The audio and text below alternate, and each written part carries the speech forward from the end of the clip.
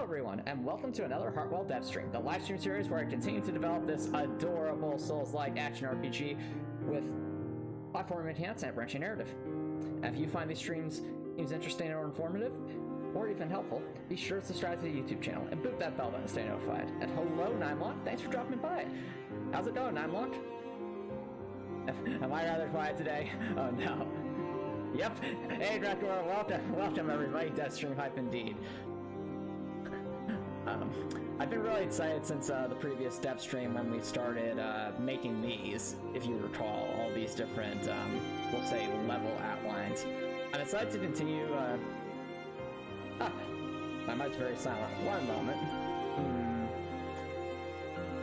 Oh, I think I know what's going on. Let's try toning down the music a bit. It's a bit loud. Is that better? Or not as good? I'd also try toning up, turning up the mic volume. Is the mic is still silent? Okay. 1 second. Technical difficulties, indeed. Wonder what it is then. Is it like you... Yeah, is it that you can't hear me, or is it that just the music's overpowering, is what you're saying?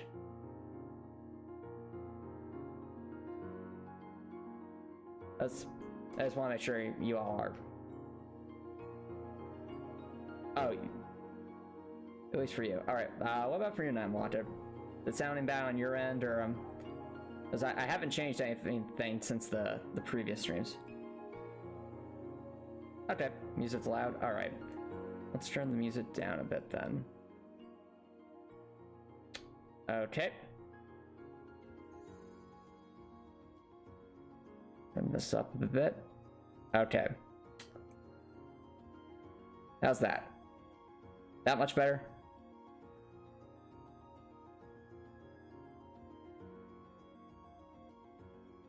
Okay, sounds good. So, anyway, as I was saying, I was really excited last stream with the amount of progress we were able to make with the level design aspects here, and that's what we're going to be continuing today. So, if you recall from last stream,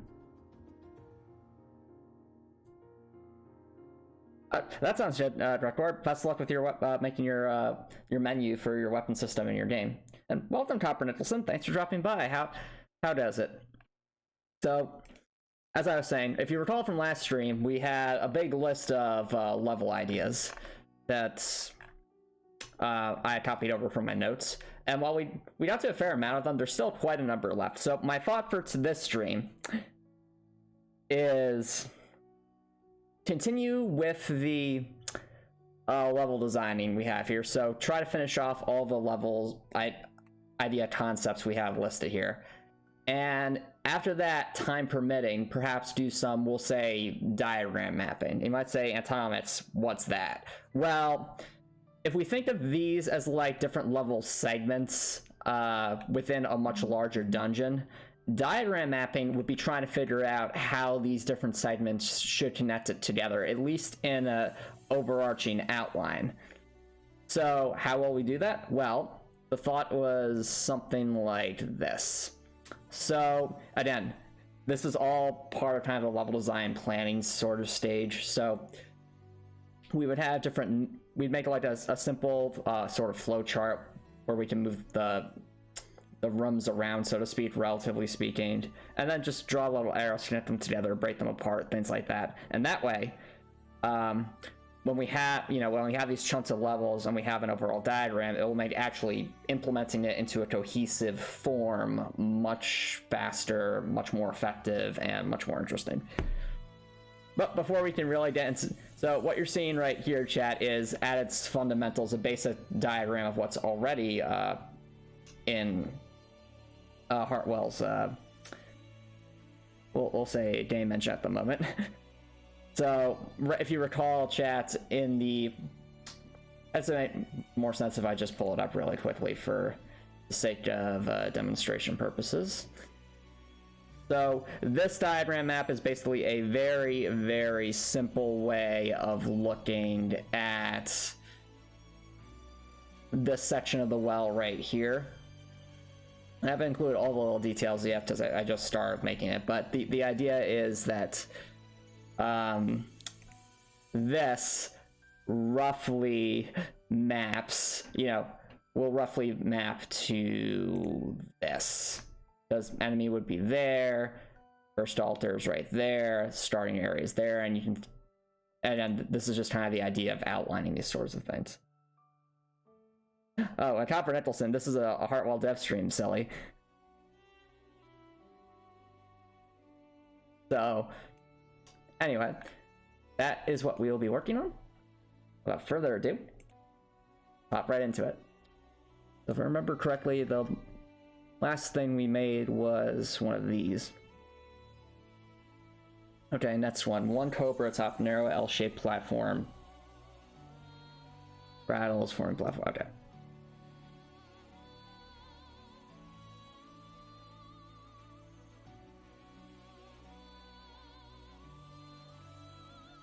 So when it says an L-shaped platform, that kind of makes me think we'd want to have a little drop-down section. I missed the character message. Oh, my mistake. Let me see what we got here. Ah, I see. 1 second, chat. Read a message to Toa. Hi, I'm Toa Herschel, and I'm here to tell you about the all-new Copper Nicholson brand manifest. It stores twice as much information as the old manifest. Read about how new Heartwell lore that's updated in real time thanks to our patented Wi-Fi compatible paper technology. Too many cobras? Use your manifest as a blunt instrument to deal melee damage. Knowledge truly is the best weapon. Then after a long day of adventuring, take a bite of the 100% organic baked cellulose casserole. It tastes like learning. Just kidding, it's paper. Okay, thanks for that, Nimelot. I'm sorry. I apologize for missing that earlier, Copper Nicholson.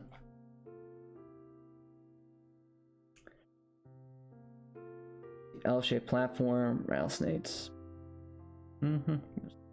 Careful, okay. So an L-shaped platform situation. We'll use this as a base.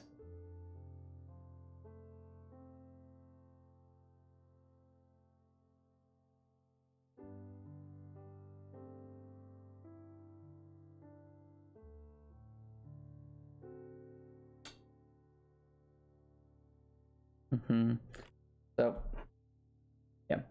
Oh, by the way, since you were mentioning that, Rekor, what are you doing exactly for your weapons menus? Is it just like slots to pick different weapons, or is there a bit more to it than that?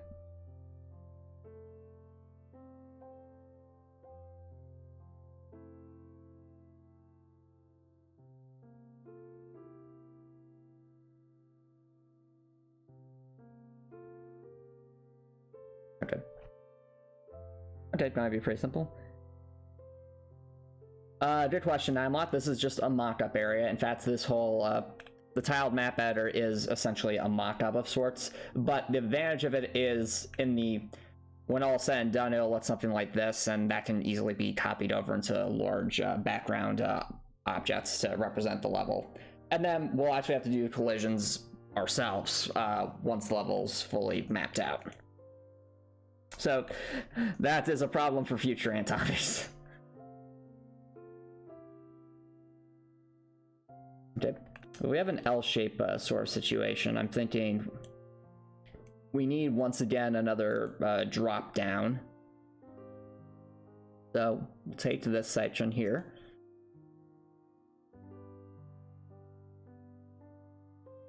Which will give us that. That's our N.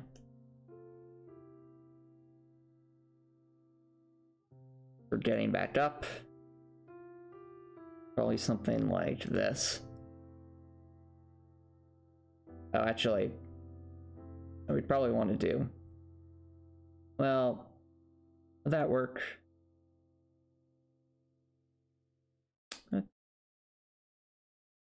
I think probably do something like that. Okay. Oh, cool. Agreed, Nimelot, agreed. Mockups are extremely useful for... It's not just game design that where mockups are useful. I actually think writing a rough draft of something can be extremely helpful. But yeah, this is like entry point. We hop down onto the proper, we'll say, path, which is flat, kind of like this.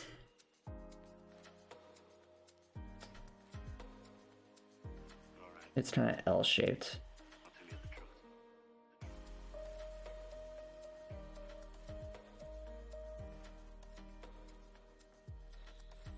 Well, I think of an L shape, similar to this, except then we have a straight line, then the actual L to it.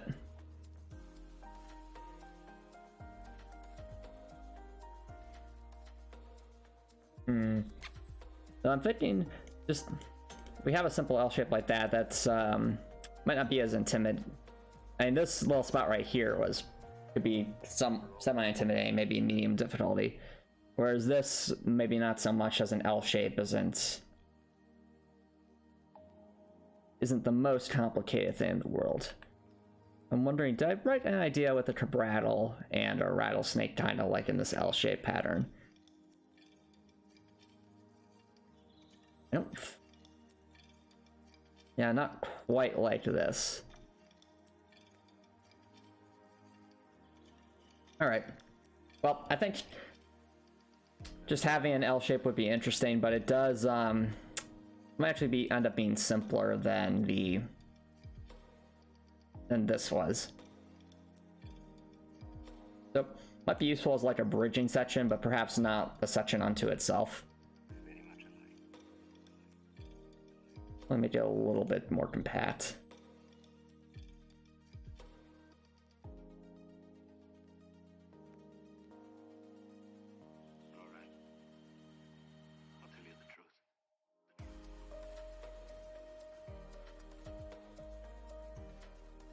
Tile map out.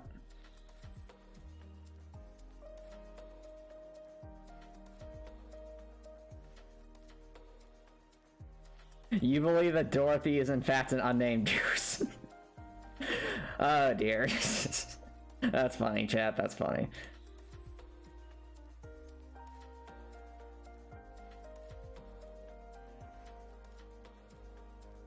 But yeah, basically with this section, definitely seems to, the idea is to be an easier section. Where then we have this L shape and then the jump to actually move on to the quote-unquote exit.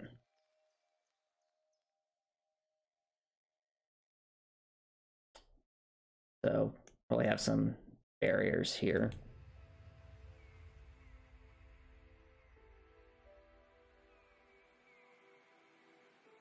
So we want to indicate the elevation. Well, actually, no, that does indicate the elevation because of the slope there.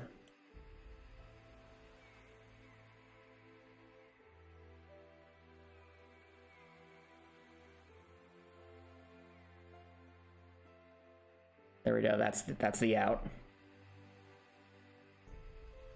This is very true, 9 watt, that's very true. Just don't use that as a reference. Now let's add our enemies. So, star of the show, the Cobra.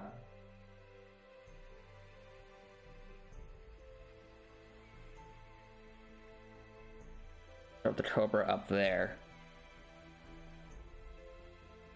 As we're down here, at least according to the notes, it's 2 to 3 rattlesnakes and 1 to 2 Cabrattle below the path. So I'm thinking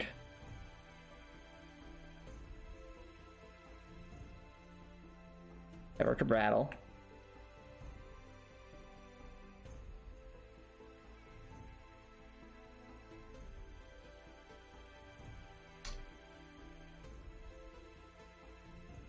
Put the prowl in the corner here. Doesn't really leave them the player much room for error, which could be the intent. Yeah. Oh yeah, it's all coming together. Hey JTeedle, thanks for the funny meme comment. How's it going, JTeedle, and how does the Dame Dev stuff?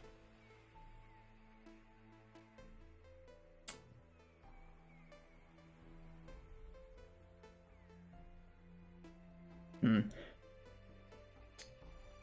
think what we'll do is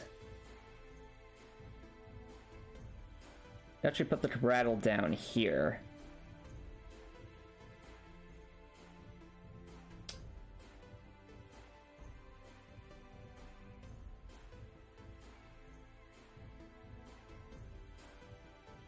Oh, better yet, maybe just and then we need to give the player some, like, a smidge of wiggle room. Just a smidge. So if we have a rattle there,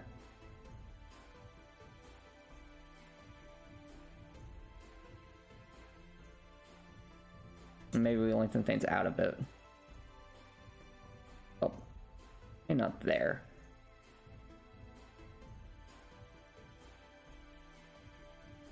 I think we place the rattle like maybe down here or something.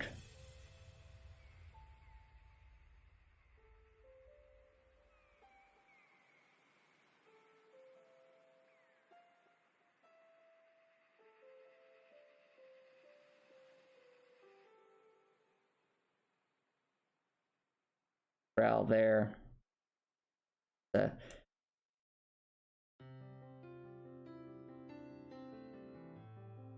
Handful of rattlesnakes in some inopportune locations. Kind of like that. I think that would do for sort of a player mistake pit. So, thinking once again, we do need for the player some means to evade these situations.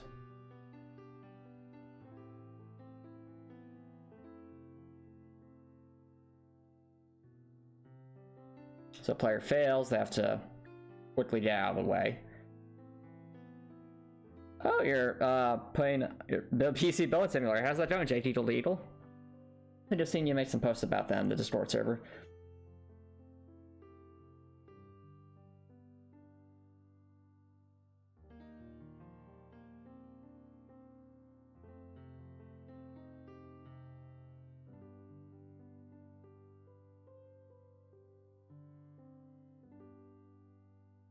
Mm-hmm.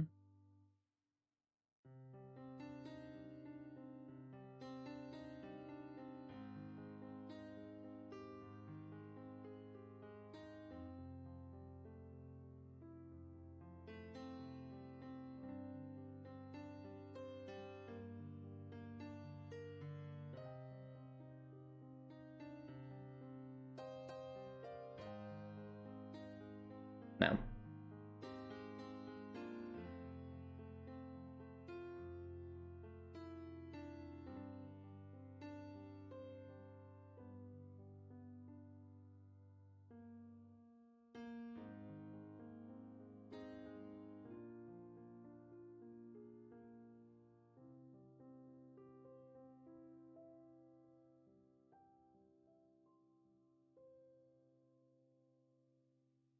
Okay, I think that should do. My only concern is that, well, actually, no, because if the player baits out the attack and then sprints, they should be able to make that, but it'll be very tight. Might require some play testing. Also, also put it there if that ends up being a bit too cruel. I think that'll do for punishment section. I was also thinking if there's like a cabrattle here, this would almost be an entirely new section unto itself. Like, copy this idea, but instead of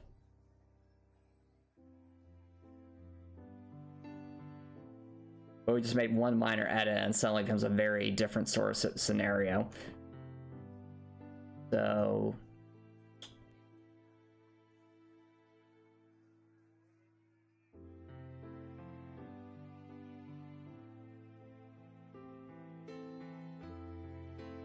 something like this.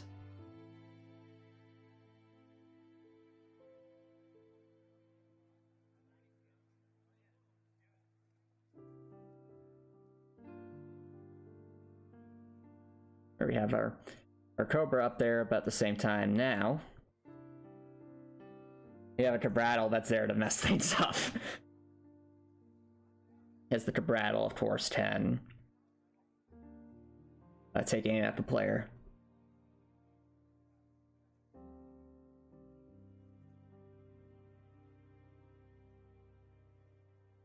I see JD Bull Eagle, I see.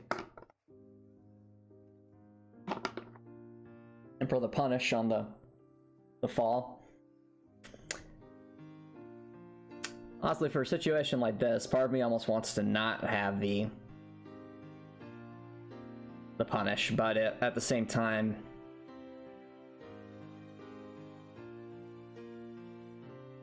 I think it made sense.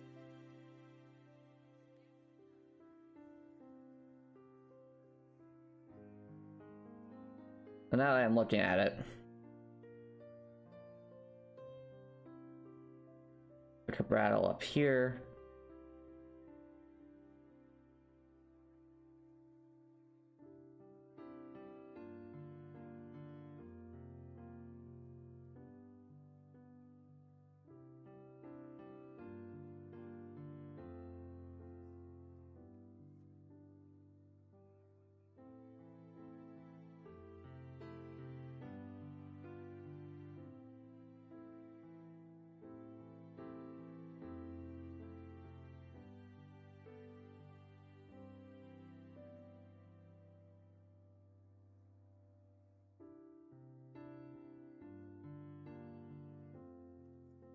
Put this over here.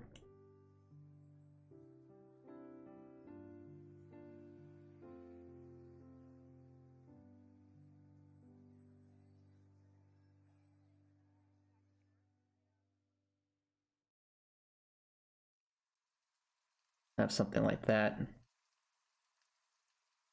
And boom, we have I think a new concept here. I don't think we wrote this idea down. It's basically one Cabrattle, one Cobra, and two Cabrattles down below for the punish.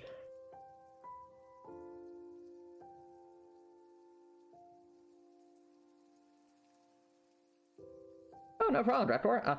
Listen, if all the stuff I do is able to inspire others to pursue their own creative endeavors, then that warms my heart, and I'm glad I'm able to be a source of inspiration for others.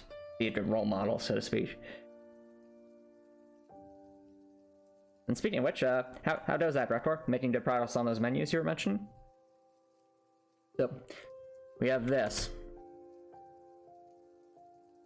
But we also had a new idea, I think. So, I think...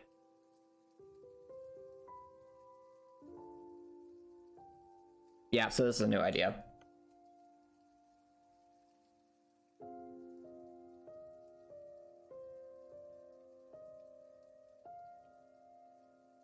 So here we have one X Cobra down atop the L-shaped platforming walkway.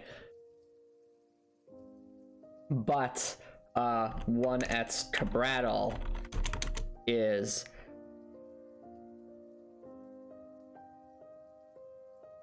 at the high elevation. And 1 to 2 Cabrattle are below the platforming path. No easy way to remove the Cabrattle. As I was looking at this, I got another idea. So we could kind of use this as like a base model of sorts, or something like this, but it's kind of like merging some level ideas together. So instead of starting up here, and I think it's sort of like a little challenge and a punish, we could kind of do the reverse, where the player actually starts down here and has to eventually make their way up here. So what would that look like? Well, something like this. We would pull this out, move that over here. What you do is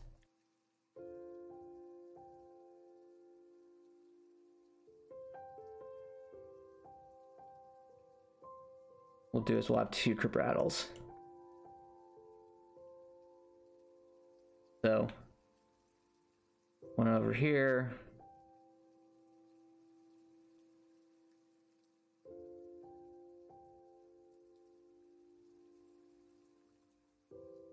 here. So, you know, we won't copy this section, but to make it more interesting.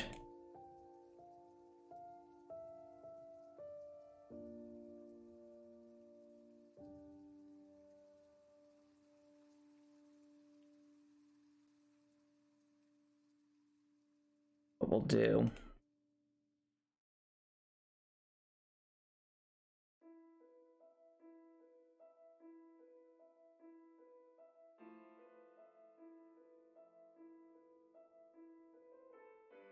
Player's going to start probably like over here somewhere.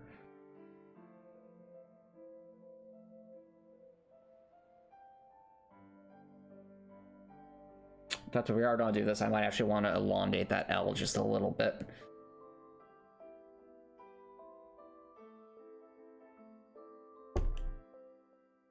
Just shift everything down. I want to say one block.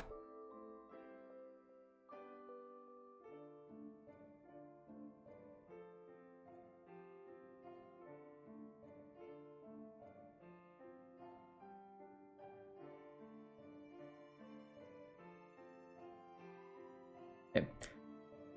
So players' entry points down here, they're coming this way. I messed up. Hold on.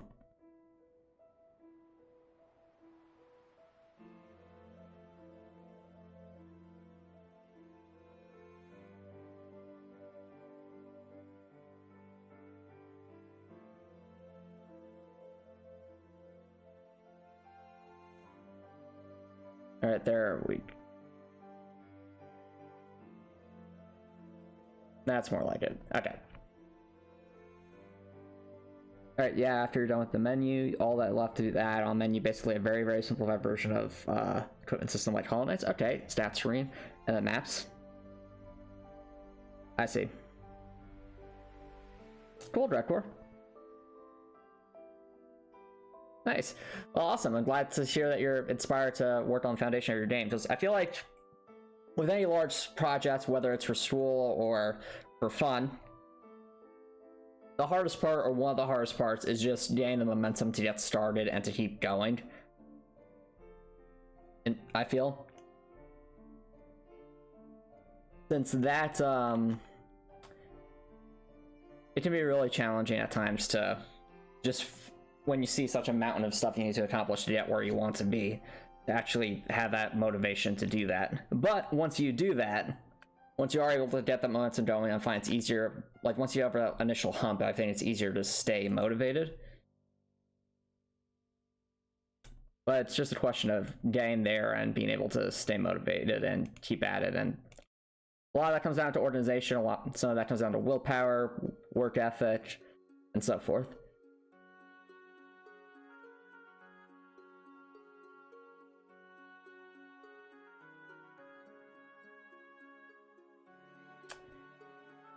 Yeah, the thought with this area is that the rattlesnakes will be specifically positioned to be as annoying as possible. So you'll notice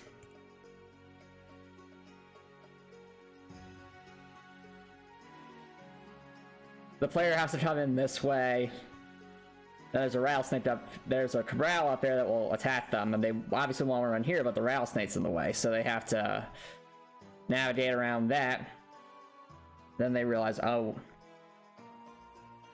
actually, now I'm looking at it, they're coming this way, they're probably not going to be as inclined to duck down here unless there's a good reason to. So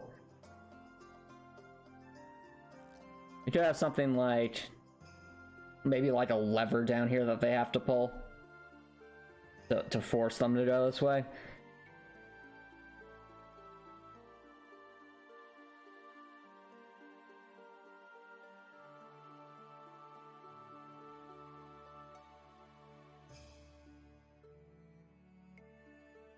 So what we do is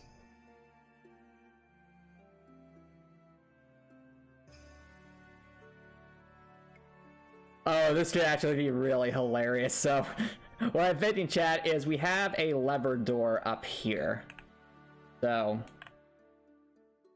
let me just grab the lever door.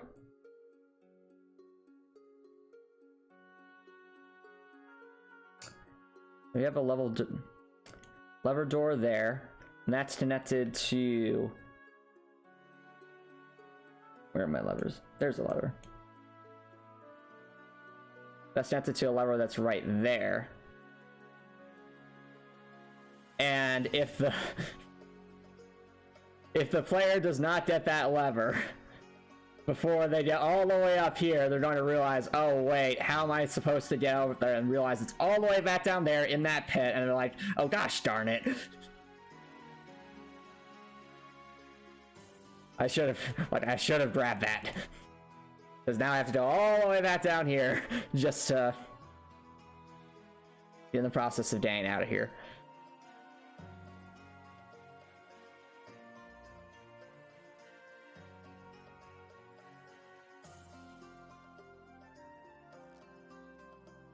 Which, for a player that's either rushing through this, not really thinking too much, thinking, oh, I can just go this way, that would probably get their attention pretty quickly.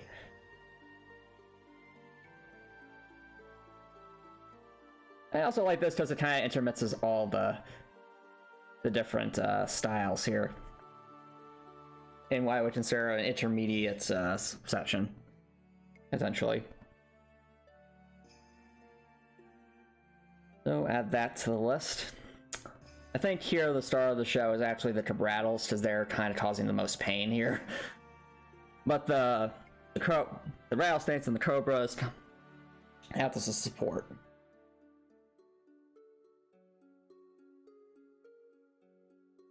So let's add this to the Cabrattle section.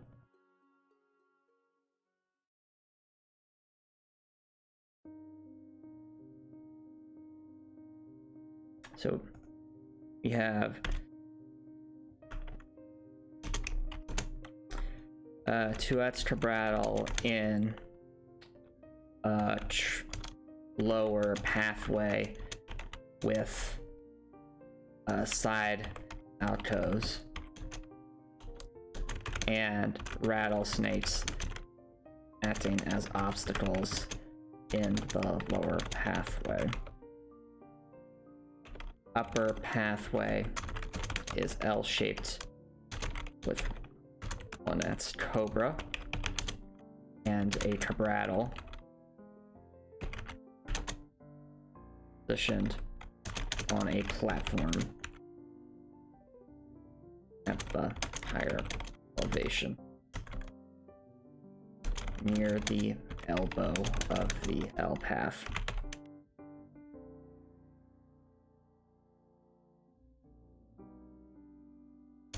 A lever in the lower right hand in one of the alcoves in the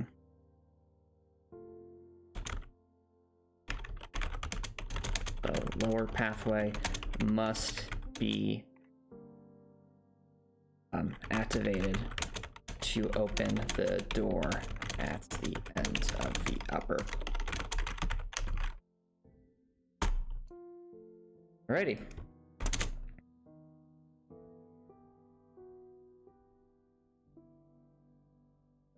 Feel like that's the fun thing about doing outlines like this, chat. It's like you start doing one idea you had, and then you realize, oh wait, we could remix that a little bit and get some new ideas here. Like this one little L shape turned into a couple of different potential rooms. Now, we don't necessarily have to use each and every single one of these, but it does show that there's a lot of variety that can be had, even with just enemy types as simple as these.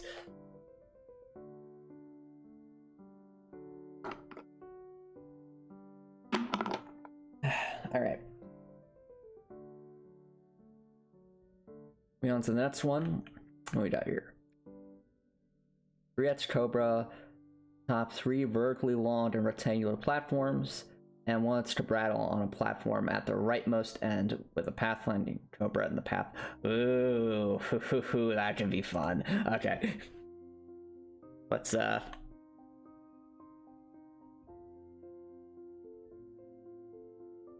So what this is describing, chat, is gonna need a lot of space for this one. We have like the, well, hold on, does that make any sense? No, they're vertically along the platform. Whoops. Okay. So 3 vertically long pathways is like this.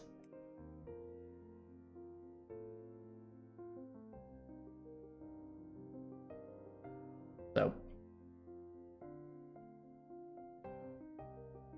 I think what this is saying is round a platform at the rightmost end. Yeah, okay. Oh, I also see that's a new meme that's been posted, so 1 second. Read a message as Toa. Hi, I'm Toa from Cold Steel. Are you familiar with the thought experiment, the ship of Theseus? It's in the field of identity metaphysics. It's an artifact in a museum over time. Its planks of wood rot and are replaced with new ones. No. When no original plank remains, is it still the ship of Theseus? If those removed planks are restored and reassembled free of rot, is that the ship? I've been thinking about it since I came back to life in Dark Souls after Liberation in front blew up the trade conference. Am I truly the real Toa? I don't think so. That sounds like Toa's ancestor, Copper Nicholson.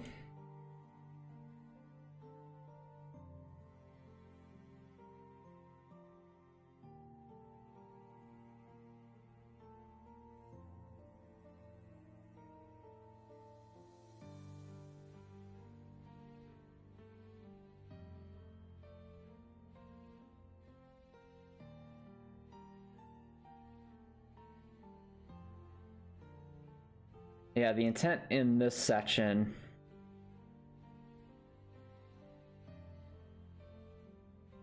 you have to battle just spaced throughout here on these side platforms, and the platform direction is to the right, but to the right is also a Cabrattle.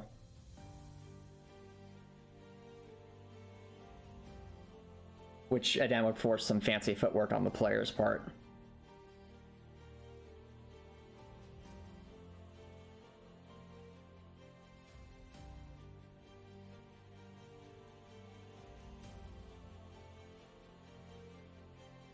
And to really make this interesting, we should force the player to hard commit to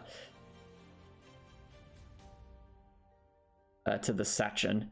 So they'll actually start, I guess, pretty high up on a level 4 tile. Because that will, once they fall down here, they can't get back up. So once they come down here, they're hard committing to the section. Well, actually, no, I think a 3 platform should do here. Not a hard commit, but still pretty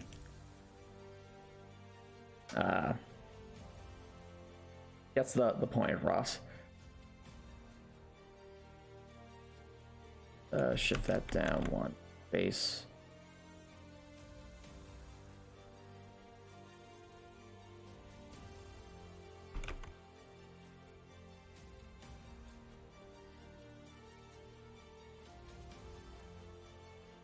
Shut that down. So the chance for fire to no, Copper Nicholson, no. That's not what happened. No, I guess it is interesting to think because Trails of Cold Steel does have some ethereal shenanigans going on, so you never know.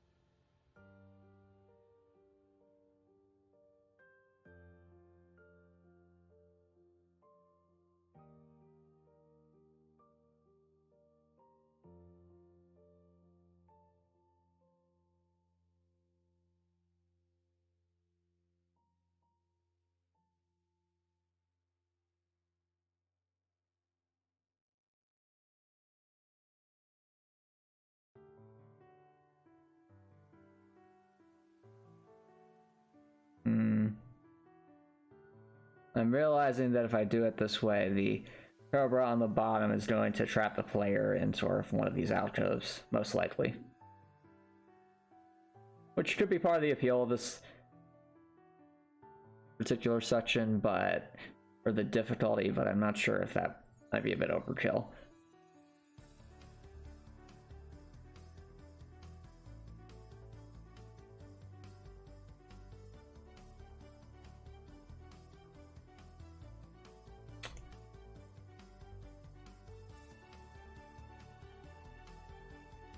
We could just do something like this.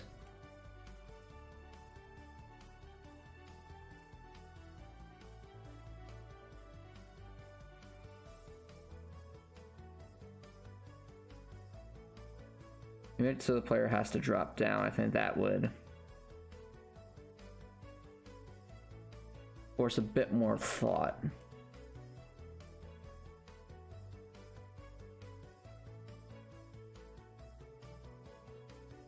In my view, at least.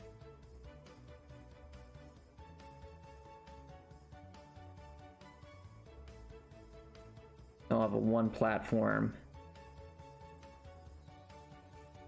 over here. Oh, the player to get back up.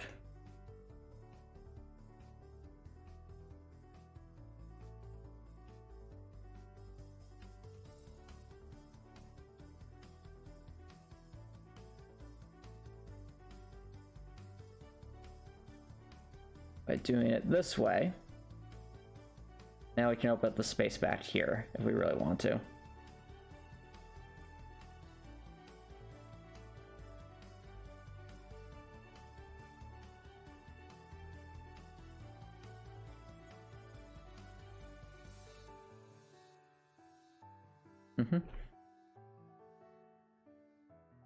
No, it has to get Back to the Future and help bring defeat Robot. Ah, that's funny. What would we call that? Back to the Cold Steel, or back to Thor's Academy or something like that. That'd be great.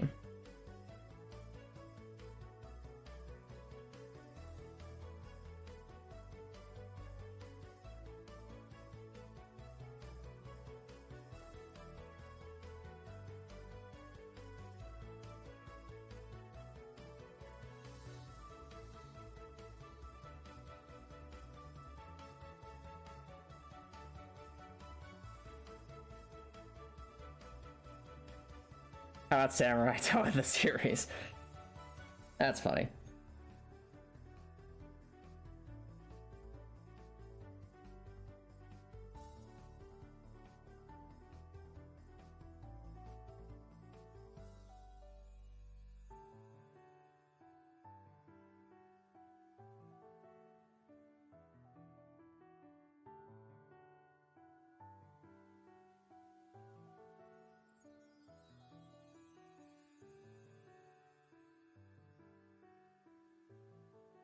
So, is there any other notes I had here?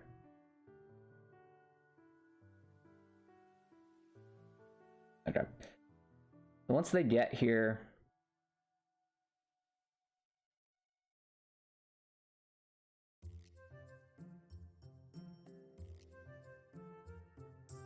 needs to be an out.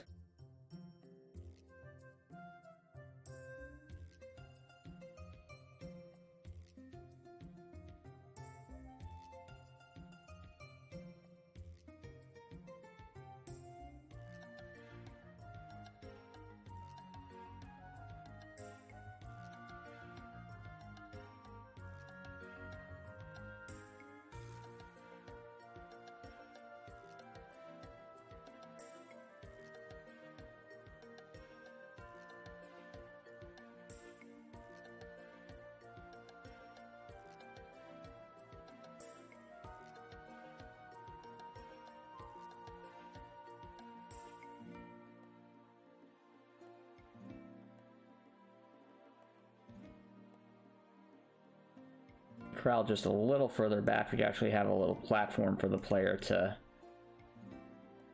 try to evade things. Not to be where the out is.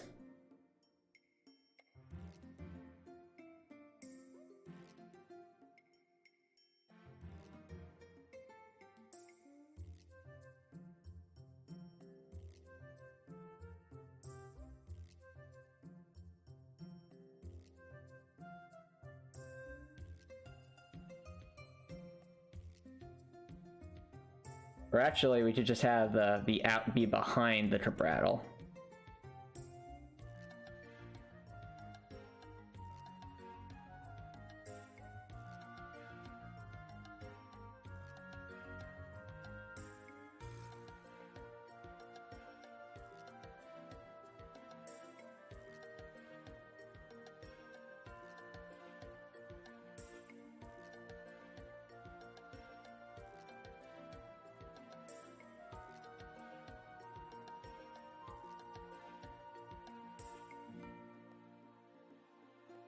That'll do, I think.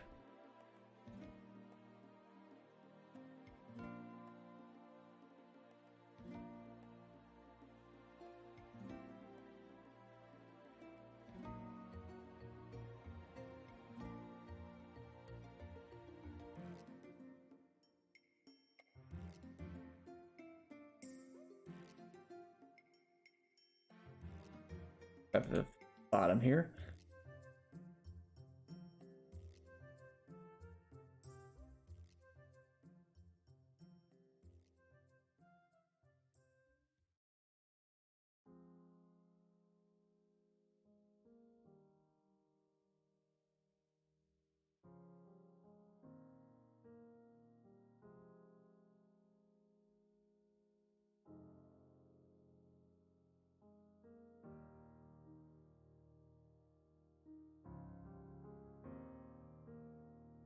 Like that. And bada bang. Bada bum.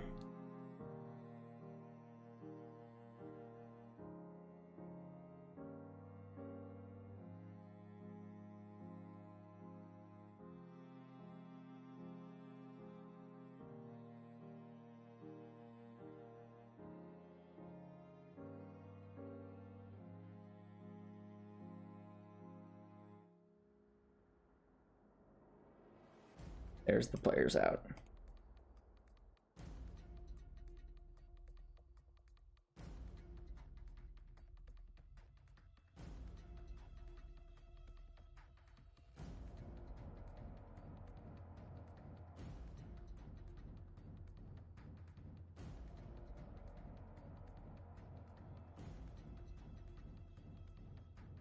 Okay. I think that's an interesting little section. The player has to now concern themselves with both the Cobras and the Rattle. Very fast-paced sewer section.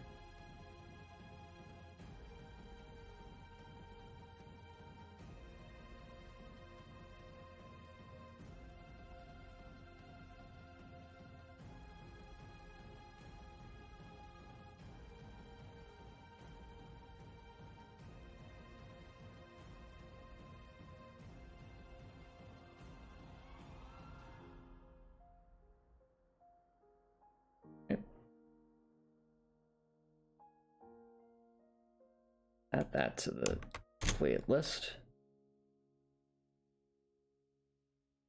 US Cabral to the right of the forts, Rattlesnake for a vertical barricade with a wide open room to the left with a higher path and an item. Rattle.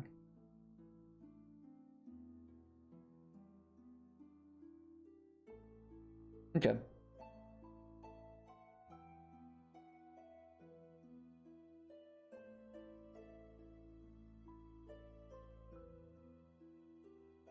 More of a teaching area. Access denied. What?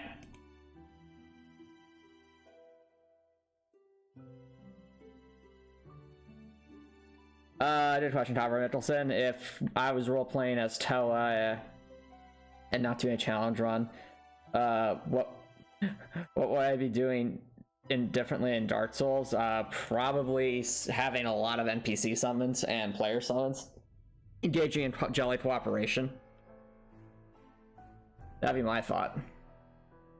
Oh, what's that? You have a question, Drekor?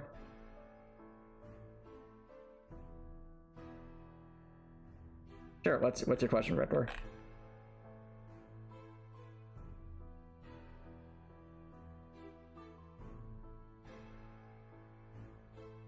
Oh, yes. Toa is small, but Toa will protect everyone.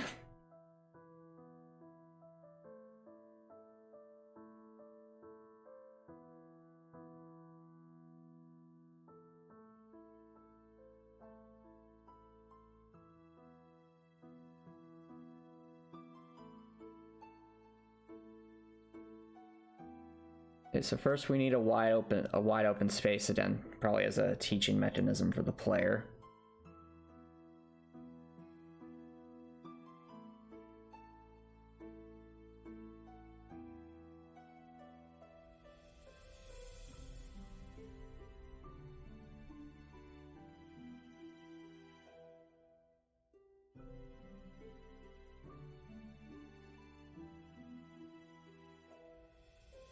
And the thing is, we probably want to have a very large area of some kind.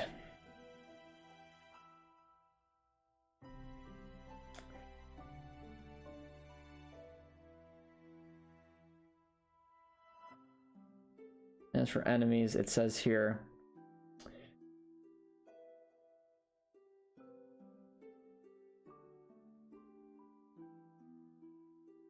so first let's grab our enemies. Rattles.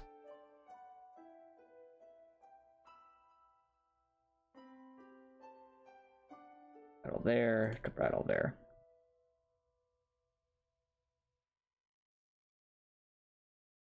So there's going to be a higher platforming path to evade these rattles. It's important that they're able to actually reasonably hit the player for circumstances where they're visible.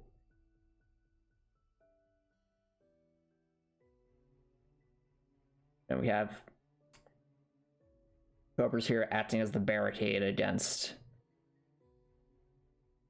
the rattles.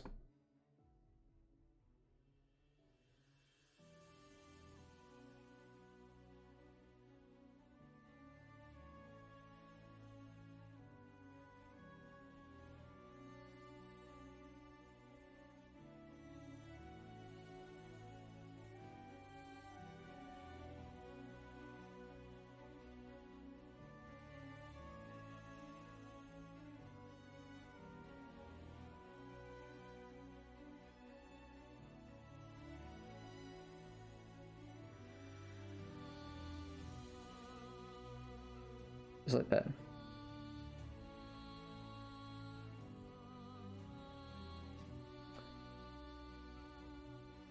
Player wants to get over here. The corrals are in the way.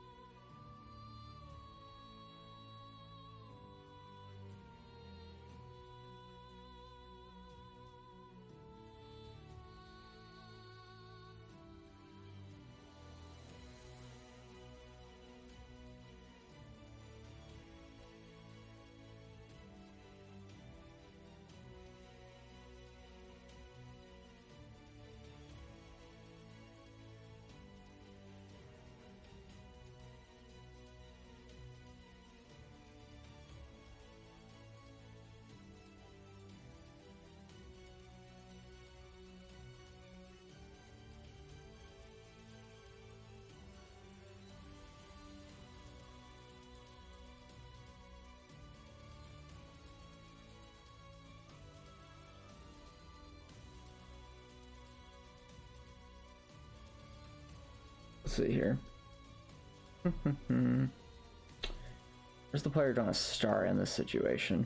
Probably like over here. So there's another drop down.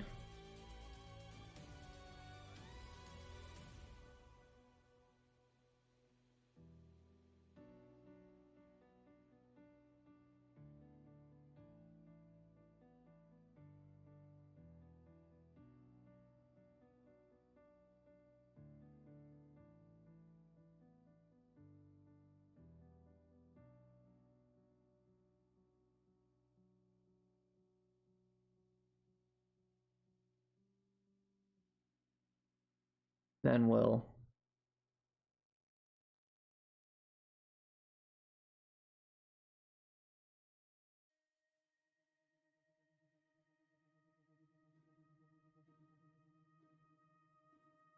Yeah, so player drops down, they're probably panicking a little bit, they're getting attacked by the Rattles.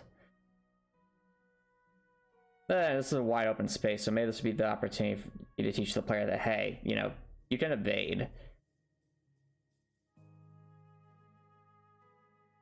But the intent, of course, is that we want the player to take a higher path if given the opportunity.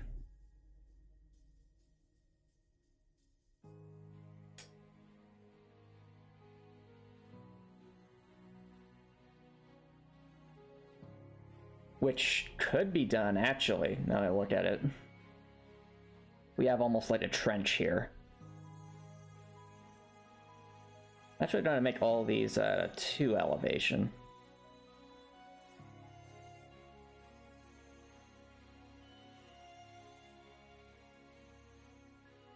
I'd be saying, Antomicx, why are you doing this? Bear with me.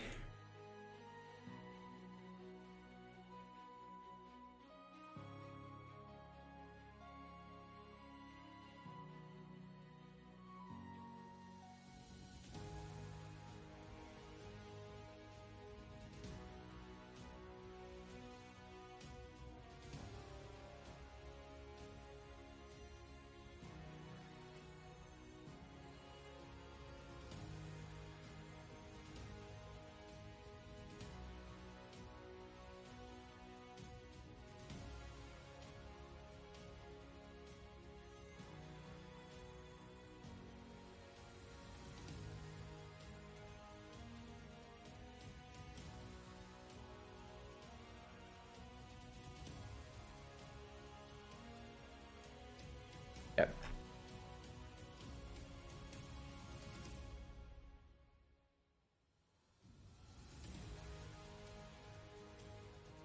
So the thought here, chat, is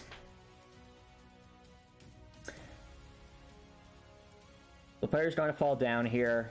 There's going to be quite a fair amount of distance between the player and the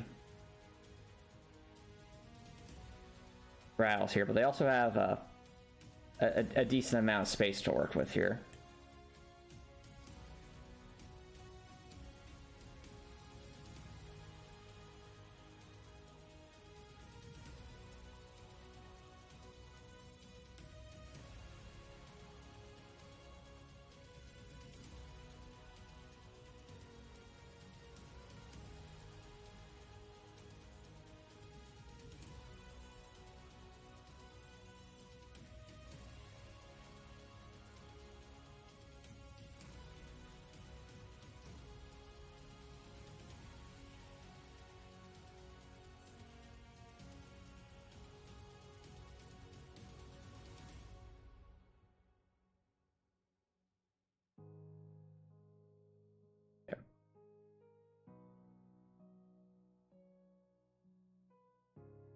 The thought is the player will want to actually jump down here, probably be panicking a little bit, seeing the Rattles up there blocked by these rattlesnakes. And they'll be presented with a choice. Do they either try to beeline it for the Rattles themselves, or try to find perhaps an alternative path?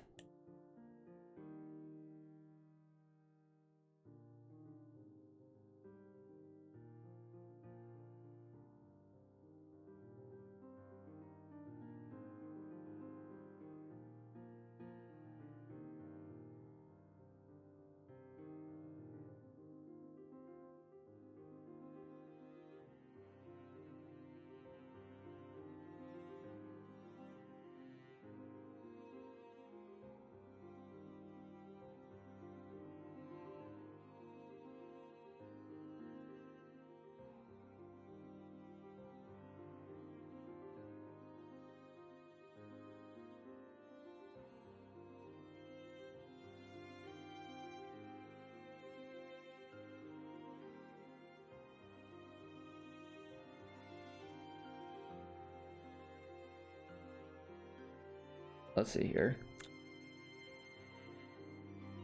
Nice and easy. Oh, like a little looping path up here, I think.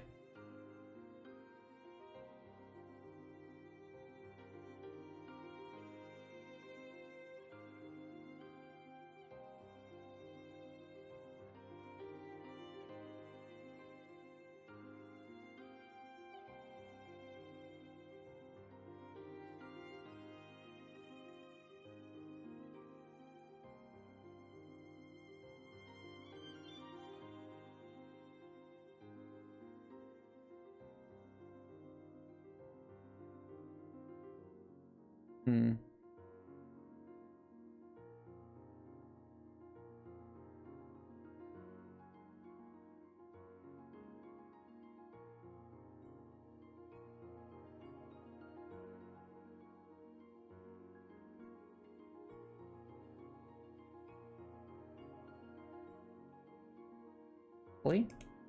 Cool, right?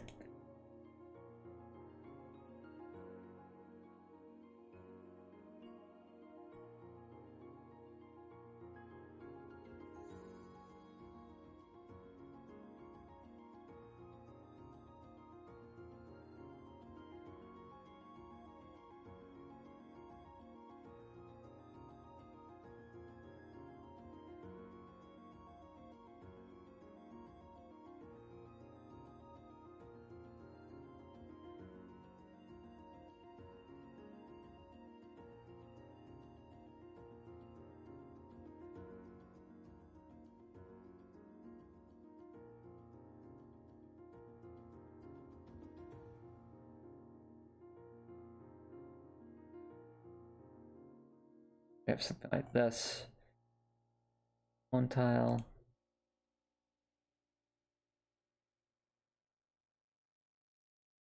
Meant to be more of a training area for the player.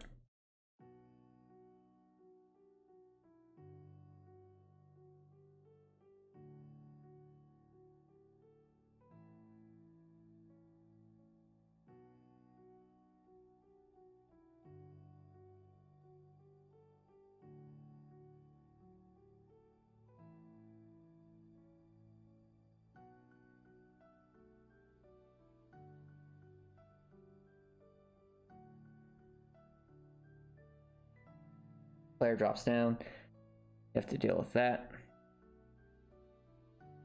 Or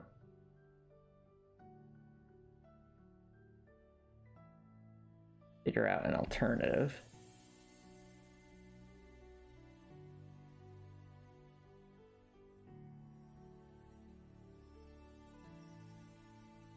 Actually, we could put like an item down there. That'd be interesting.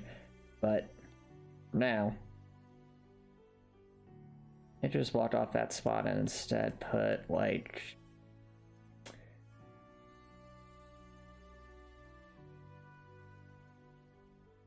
stairs over here.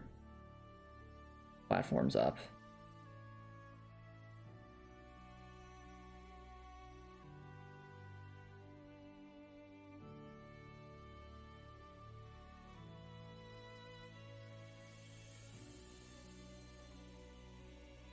We use some stairs, honestly.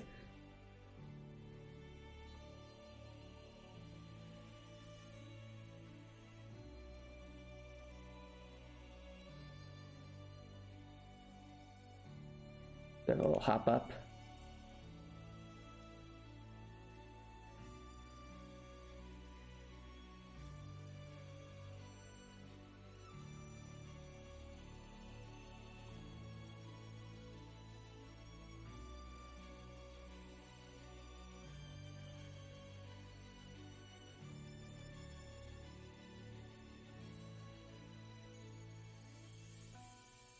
At our stairs, so stair, stair, stair. Puts us up to the higher elevation.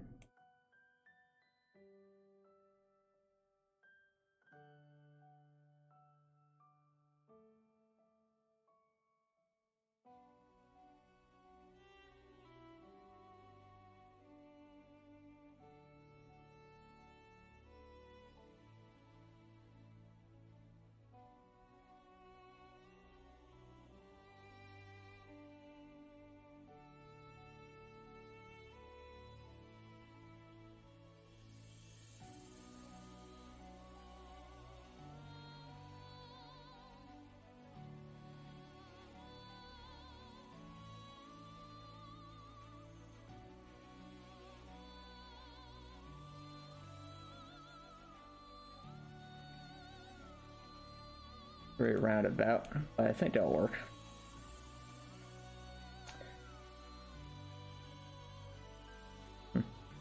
Are you feeling alright, Copper Nicholson?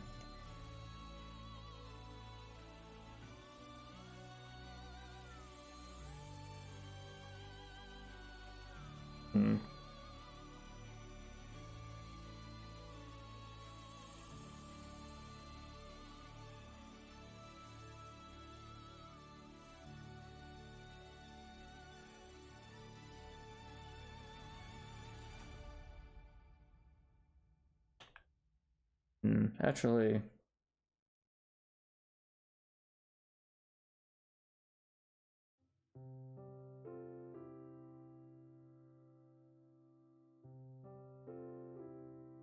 do that. This ain't a little too complicated. Principle is just to have an upper platforming path. Wrench might actually be overcomplicating things. We had platform there.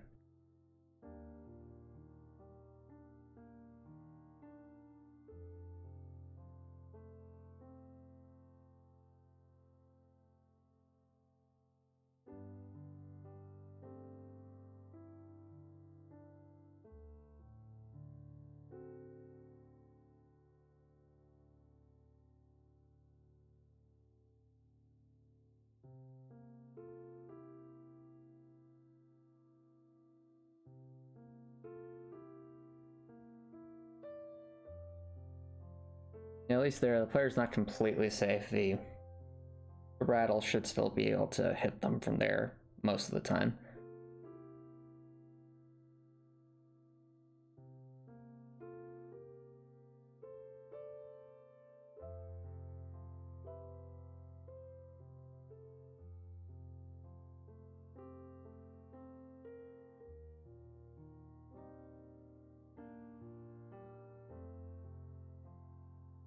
I think this will do. I'm not sure, Copper Nicholson. So, I actually do think this would probably be a good spot to take a break. So, I think we'll do that. Okay, our chat. I will be right back.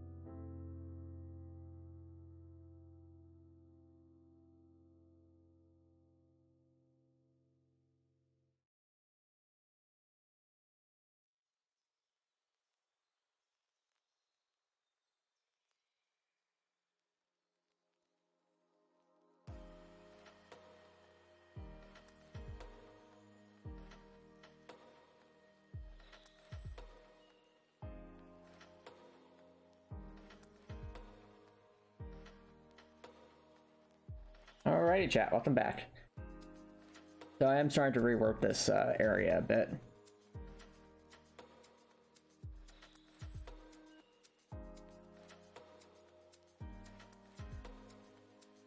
Alright. I'll tell you the truth. What I'm thinking is get rid of the whole trench thing here. That doesn't make a whole lot of sense. Instead,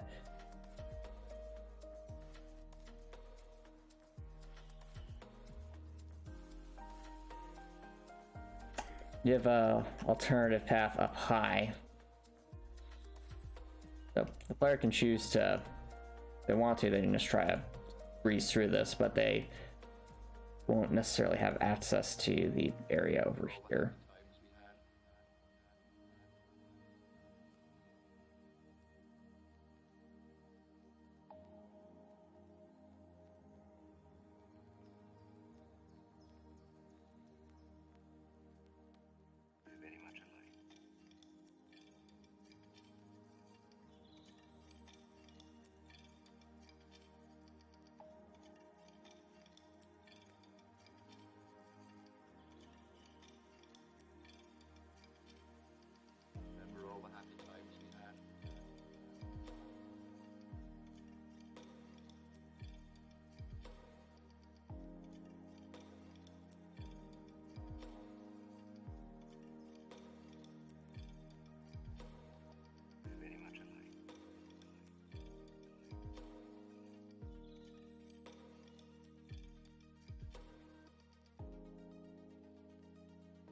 This'll do. All right.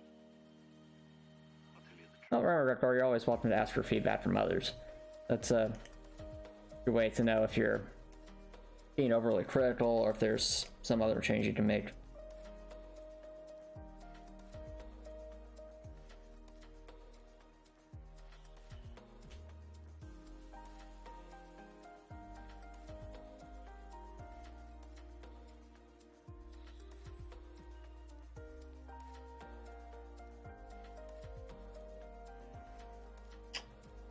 And I keep coming back to is the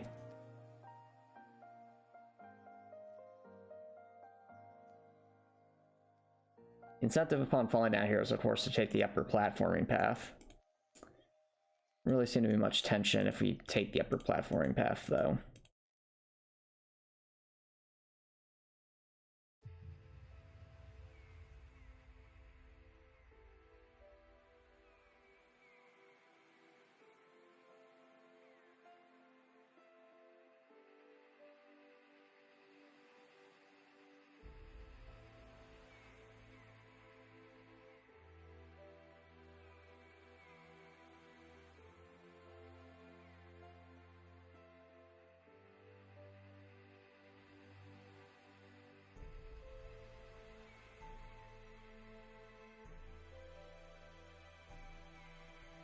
Actually, this is where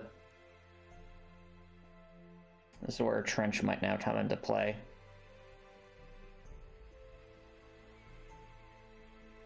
There was a trench here. The player would have to do some backtracking.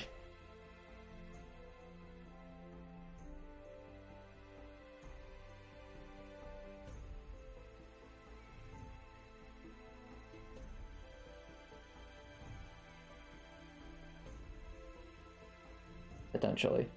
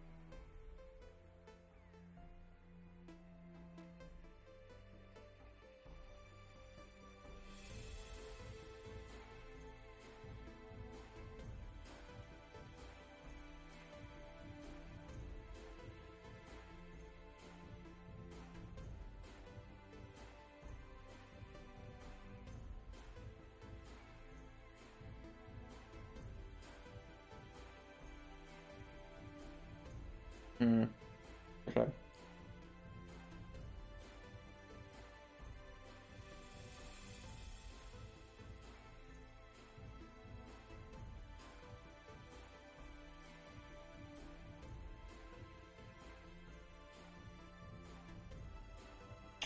Oh, I know what we can do.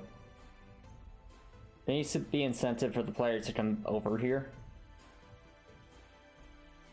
So then there should be another door and key situation.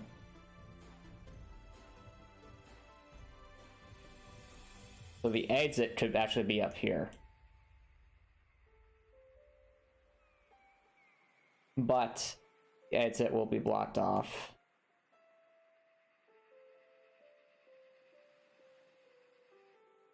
I need to hit a lever.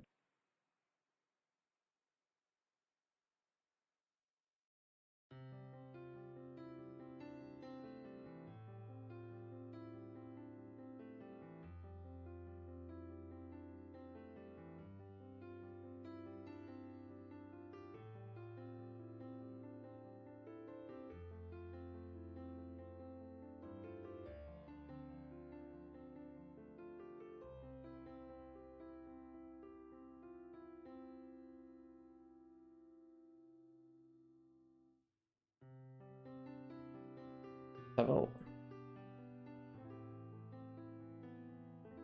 lever right there.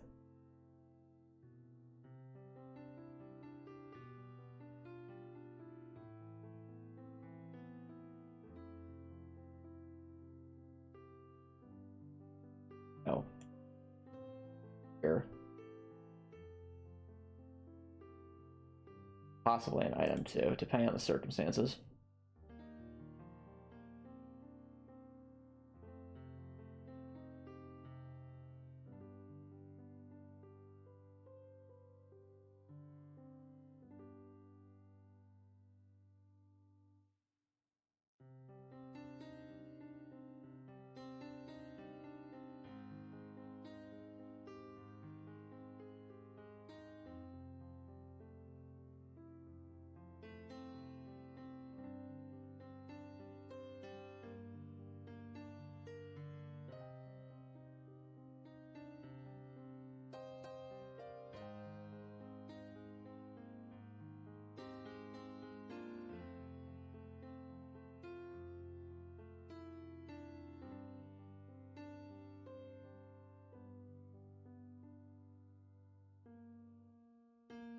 Okay.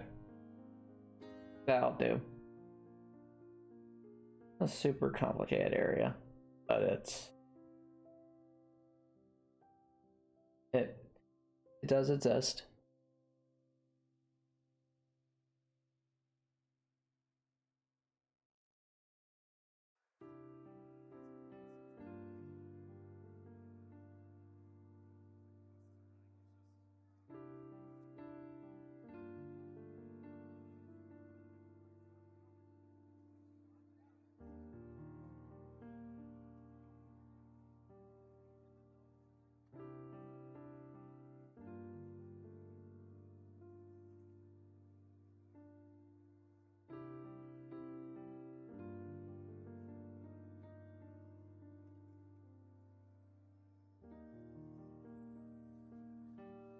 Okay.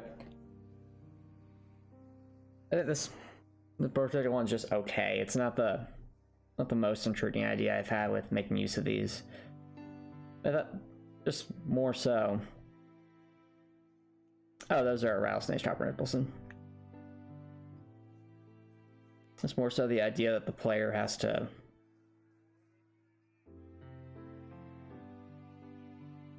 actually has room to evade for once.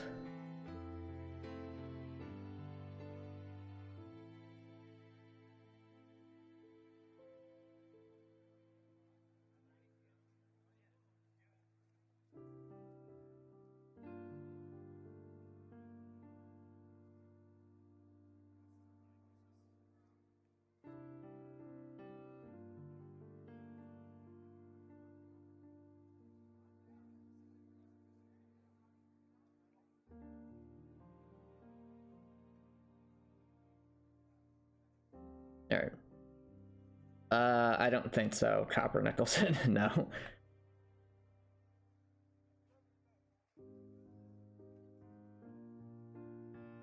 All right, 2 trip rattle on platform separate from the end of a long, winding high platform path. Okay.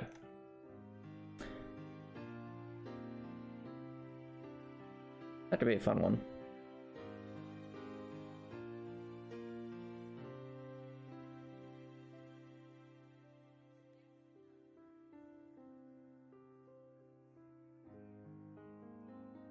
What we will need is on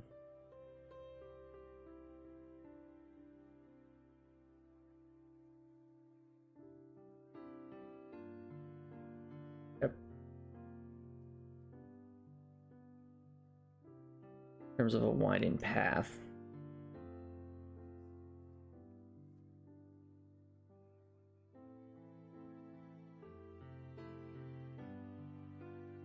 Something like this.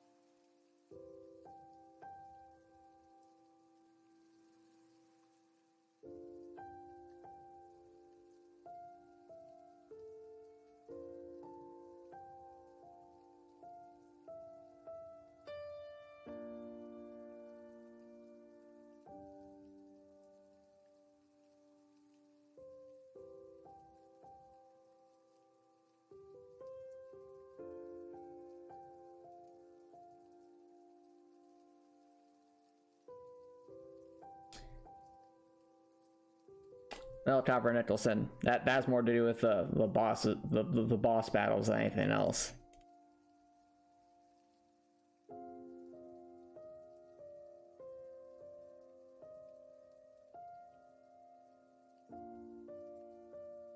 No, Copper Nicholson. No.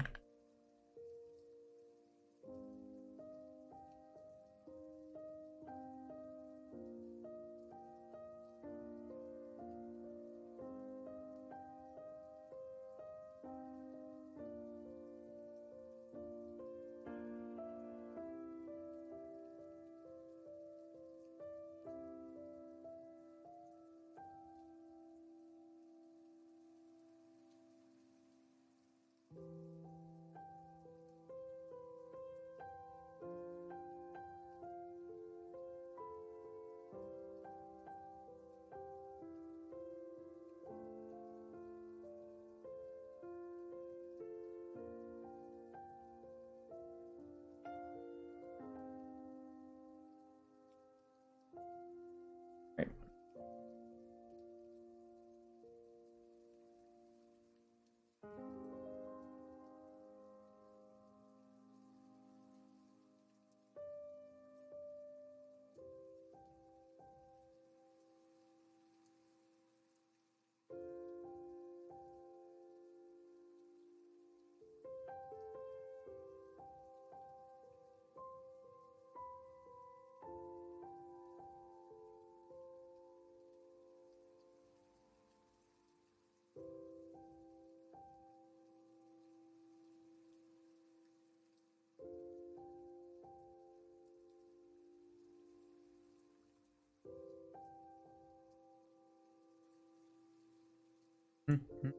I did. But it's all right, Record. It's all right. Cool. Glad to see you're making future. Exactly, Record. Exactly. It's easier to make edits once you've made something that is to try and reinvent the wheel, so to speak.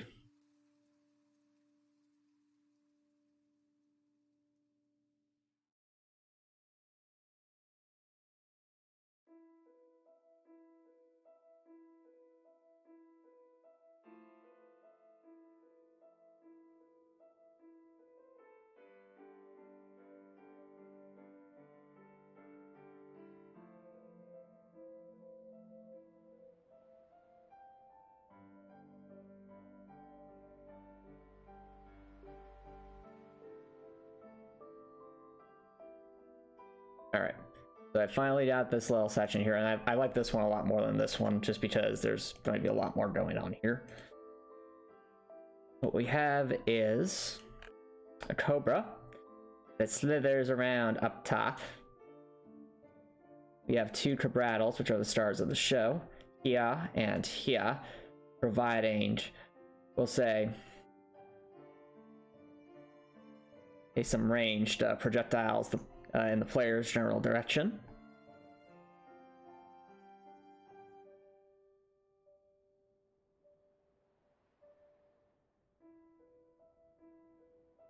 I agree, Brimslin. I hope your DNF stuff is going well as well, Grektor. But yeah, the intent here is that the Cobra messes up with the intent to dodge the Cabrattle's attacks. And of course, it's up to the player to evade as necessary. Should the player fall down here by accident, which is quite possible, this area, what I'm seeing here, is actually set up pretty well to be used as sort of like a Cabrattle little line of sight spot.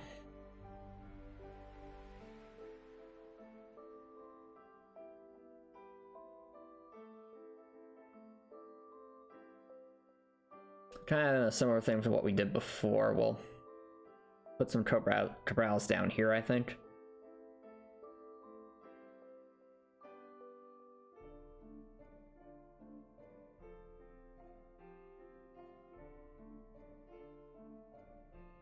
I also think we'll want to move some things.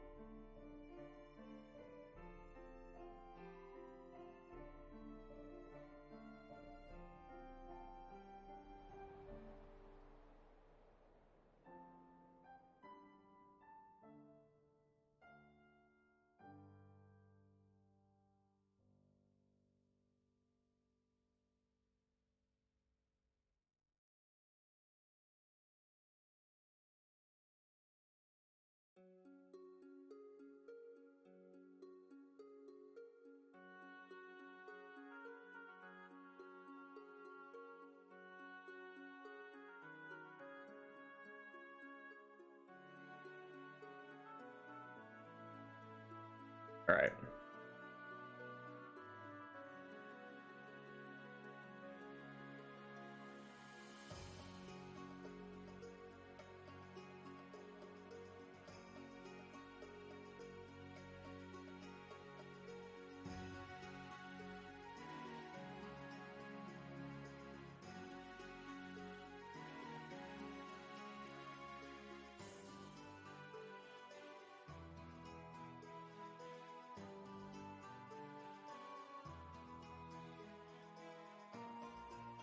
And there we go. Little section here.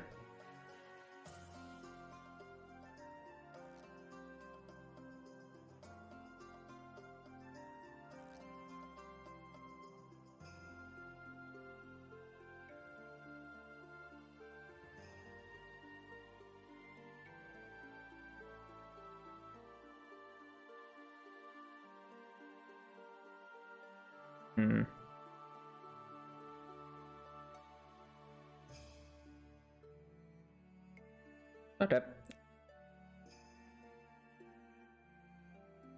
Actually, no, I want to.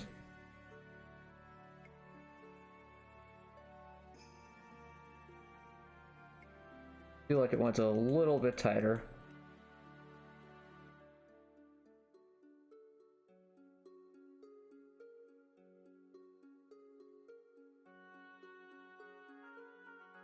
What I could do is I could put a rattle.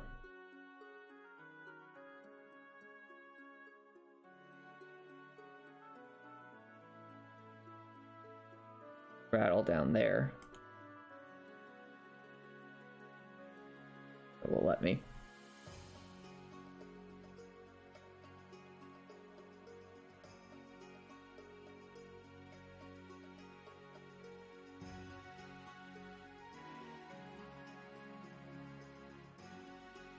If we were able to move that up one, I think that would.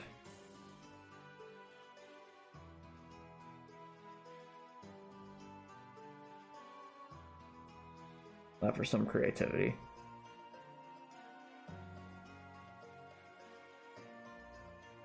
We could just lengthen this section over here. Not to do it.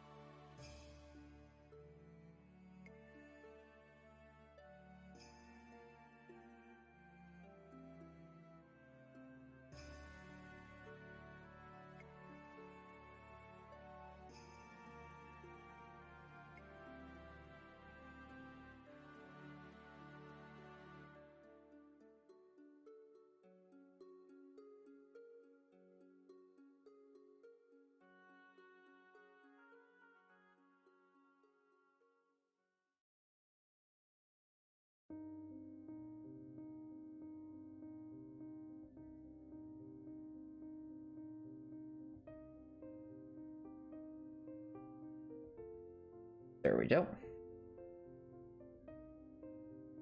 Player comes in here, drops down, S shape. The hop at the end, rattles for the punish.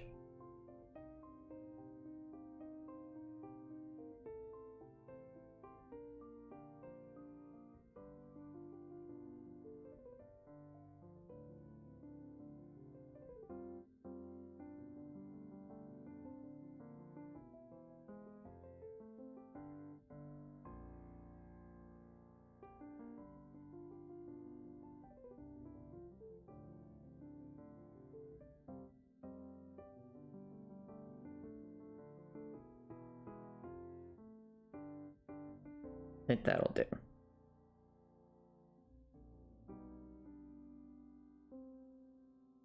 Challenge rewards at the bottom of the page. Not sure what you're talking about, Copper Nicholson. Oh, well, no, those. Oh, well, those have always existed, Copper Nicholson. Those are identical to the ones where you like someone, say a specific character joins the stream.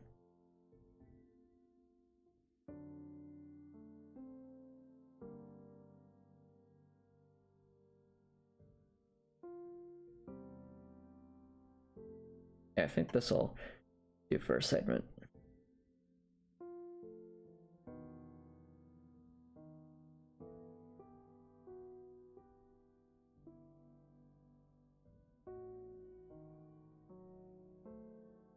Fair enough, Top Nicholson. That goes for that one.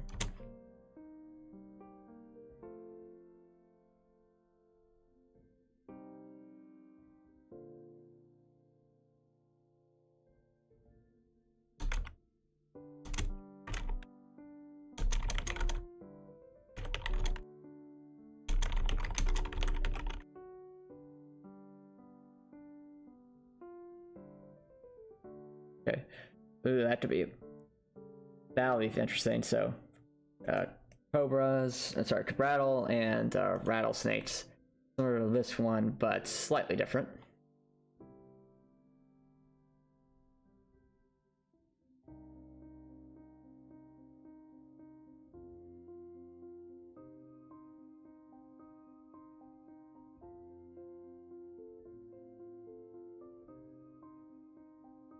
The idea is that there is a rattlesnake maze, but this time there's a cobra in the center to really mess with the player. I'll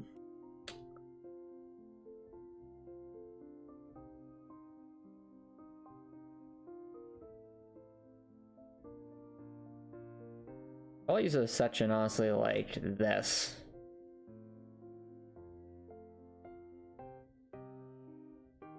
Expand into our idea.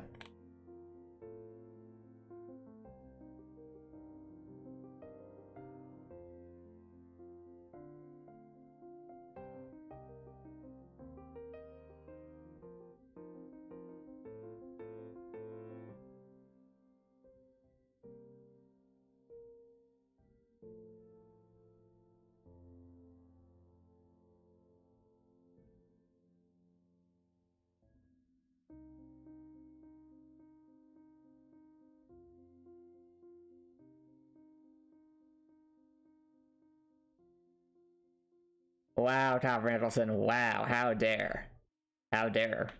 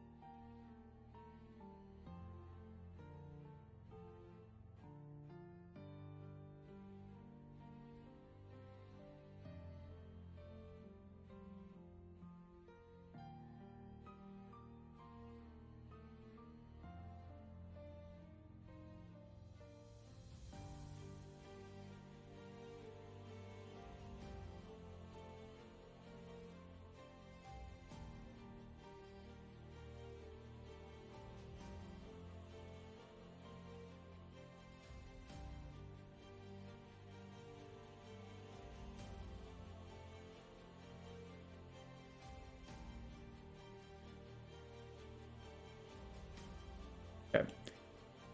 So, player actually dropped down.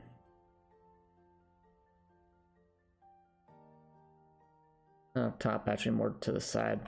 Have a reverse of the other room.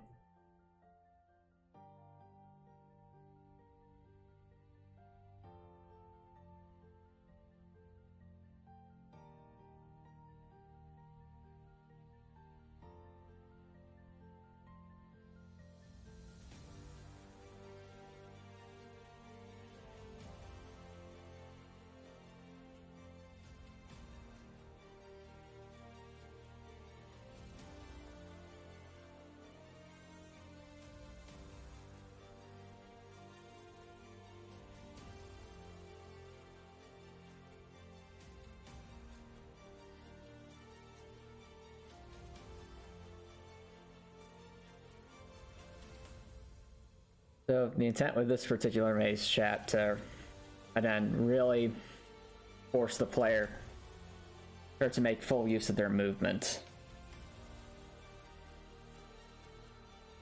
If heroes no, not necessarily Copper Nicholson, it's their ancestor, so the different sort of thing.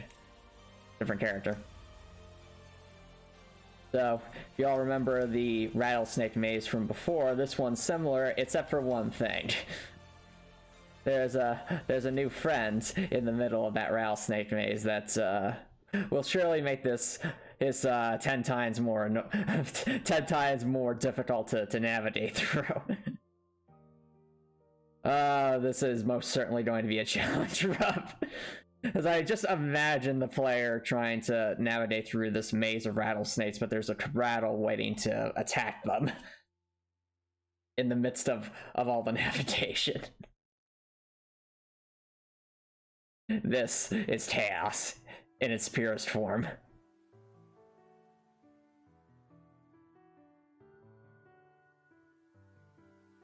And most certainly a challenge room. I think you're done for today? You mean you think you're done with game dev, or you think you're gonna head out soon, Redcore? Okay, fair enough, Redcore. Well, hey, at least you, as I like to say, any amount of progress is still progress. So good on you for making some good progress on your game, Redcore.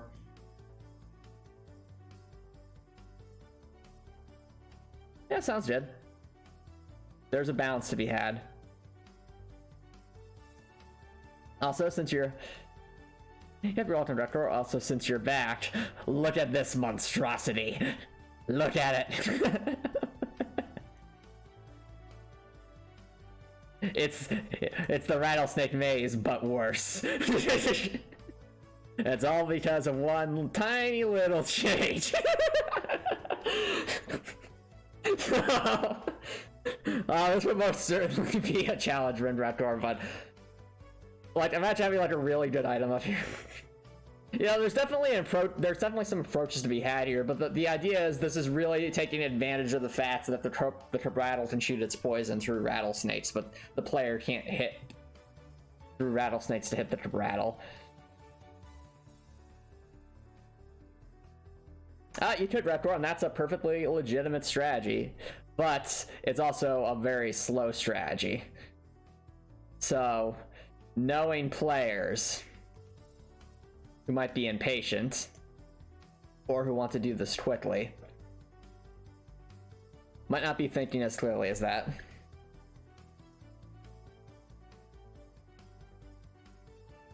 Yeah, no, Raptor, that most certainly a strategy for most of these, but it's also an incredibly slow strategy. It's equivalent to the whole Dark Souls. You use the bow to clear out enemies before they even get close strategy.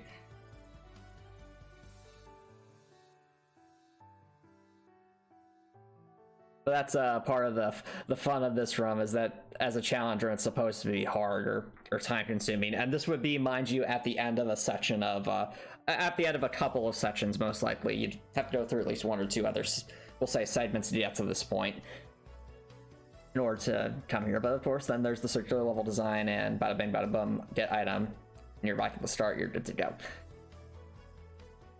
Yep, I agree, Bretcore. That's why I'm saying, like, you know, there's definitely clearly varying difficulty here in these different ideas, and that's the point. Some need to be pretty easy to introduce the player to concepts, like this one up here, or this one over here, and then others have to be a lot more challenging because they're meant to be bad, like a true test of the player's skills. Think of like this one, or this one. But yeah.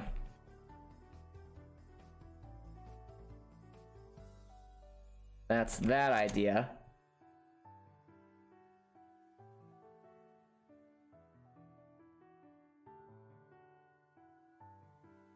Now this one will be a simpler one, but I think also provide a decent challenge. Let's pull this open. Probably want to use this section actually as a base.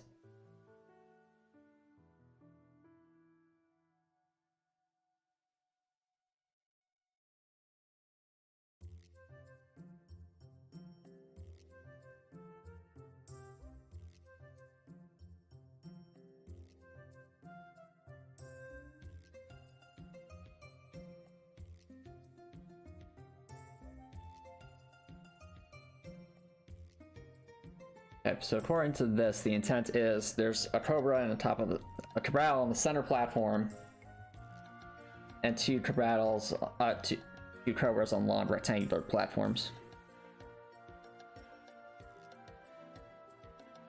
So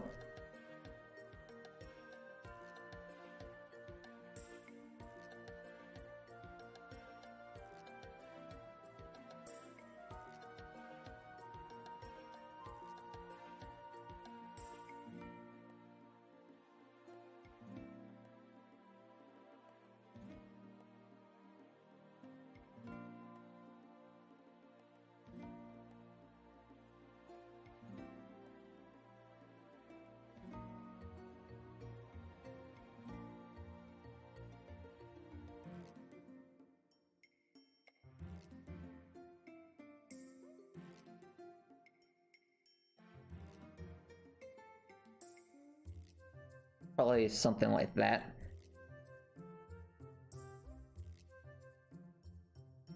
Oh, nice, Stopper Nicholson. Glad you're enjoying Overwatch. No, Overwatch is not like playing Dark Souls. No, not at all.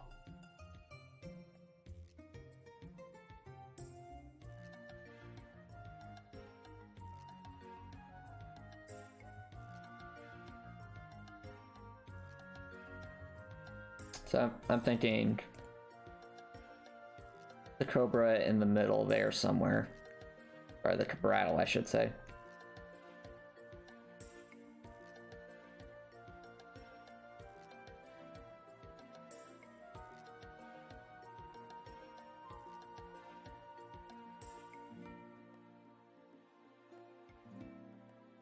Yeah, honestly, having to have the player just force themselves to jump past the cabrattle onto itself will be nerve-wracking, which is part of the point.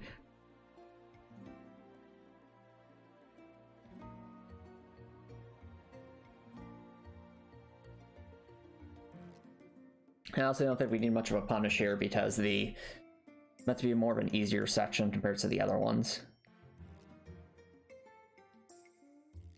Just have intermixing the cobra and cabrattles. Two. That. There. Actually, cobra there, cobra there. They're on little platforms.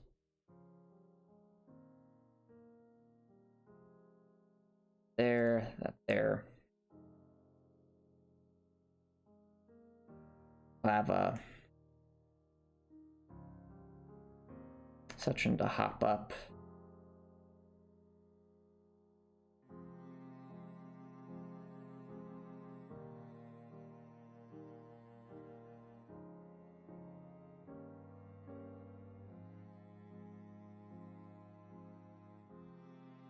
Right there.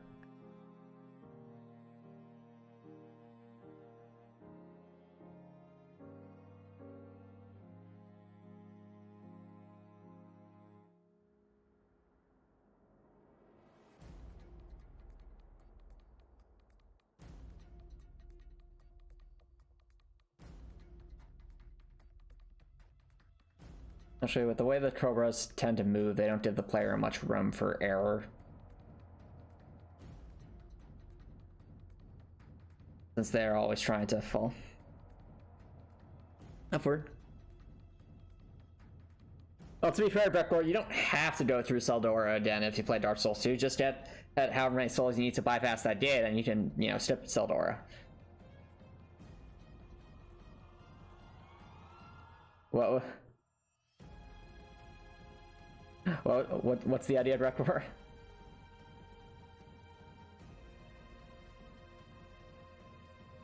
Wait, but that's even more. Oh. The idea of stiffing Seldora is the idea you like?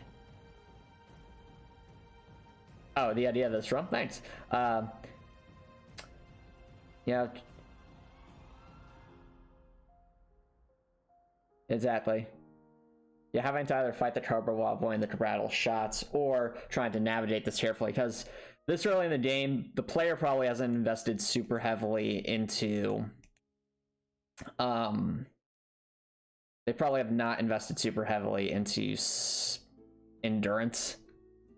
And if they haven't, they will not be able to complete this platforming segment in one continuous run. Unless they invest more endurance. So it would become more of a question of, you have to keep in mind that the Prowl is right there, but you have to defeat the Cobra, or at least evade the Cobra a lot enough to recharge your stamina to jump across. And if you fall down, well, thanks, you have to do the section again.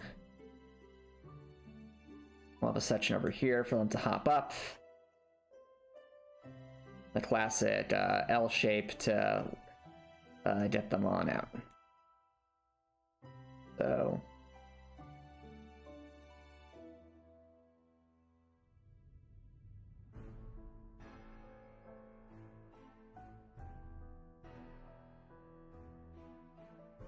actually, no, barrier. We need to move this more towards the middle to force the player to confront Rattle.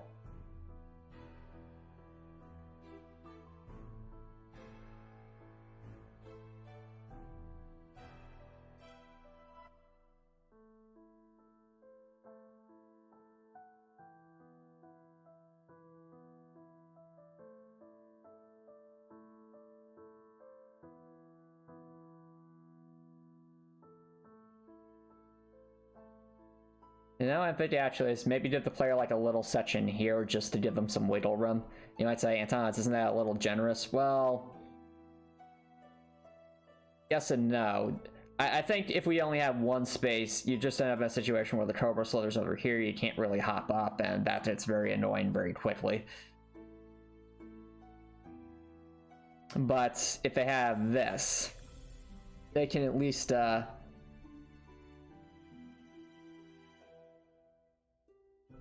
plan how they're going to, when they're going to hop up. And once they do, of course, they've committed to staying up here. Oh, actually, hold on. Everything over to the left, just a smidge. Okay.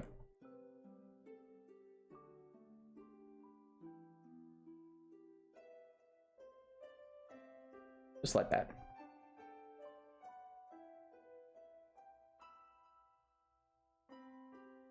All right. And we put a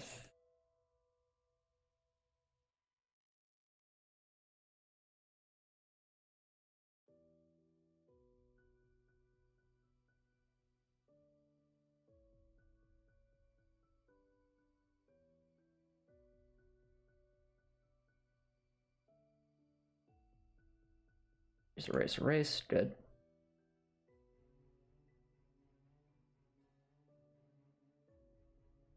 Oh yeah, that's true, Raptor. That's how snare boxes work. So something's free, but you have to repeat it obsessively to get something you're interested in. You'll eventually decide to pay money, even if it is technically a free thing.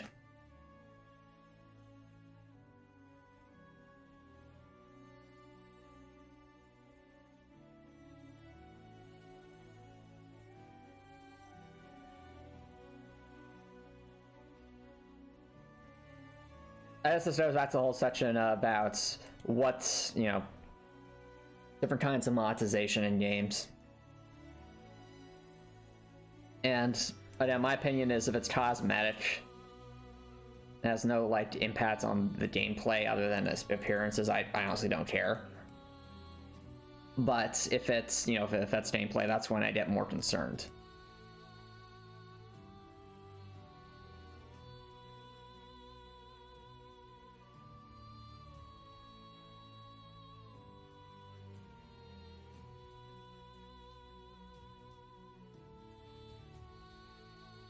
Okay.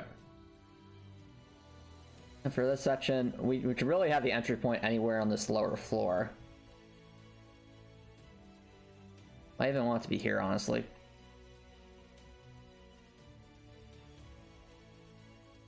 That's the entry point. Up top is the exit point. So it gives the player plenty of time to see what's going on here and how they're going to have to approach this.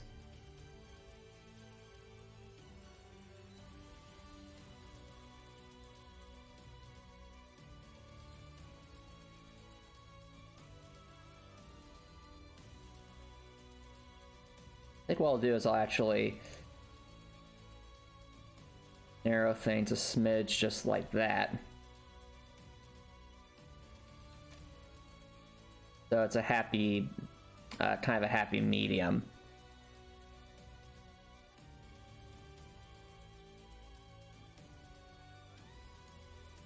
Between, they'll be sort of centralized and the player can have the option to just strafe jump left, right, etc.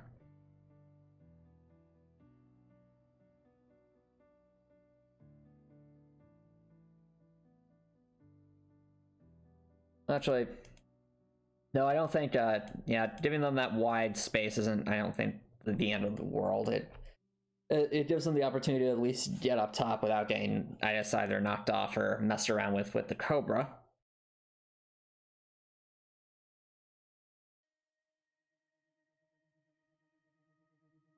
They can try to approach as they see fit. All right, we have rum.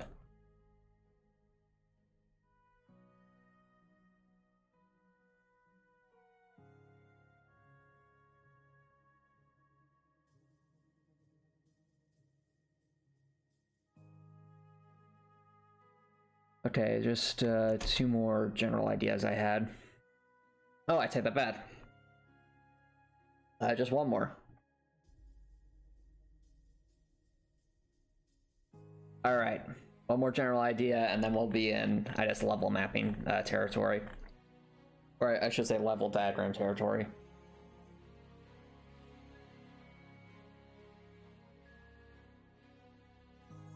Which, that might actually be a good spot to take our second break. So, don't go our chat. I will be right back.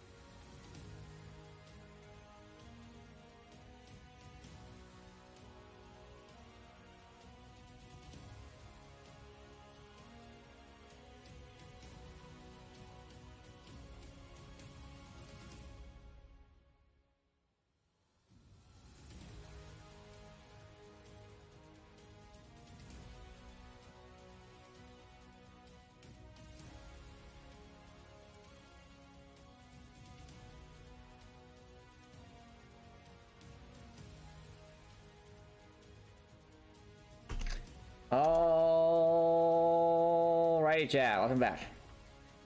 Oh no, I'm sorry to hear that, Brookcore. Yeah, that's the thing with online ads. Sometimes it can be very weird what they show you. It's like, they show you something, you're like, why did they show me that? It's like, I have 0 interest in this. Why are you showing me this? But that's just kind of how ads can work sometimes. Like, I think for me, it's like seeing all the car insurance ads. I'm like, I already have car insurance. I don't care. I'm fine with my insurance. Stop trying to make me to switch. Like, can you please just show me something else? Literally anything else. That's kind of me when I see those ads.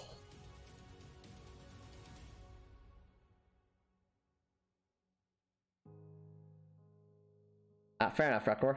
Oh, speaking of which, how's the job search going, Rekor? I know that was another major goal that you were working on.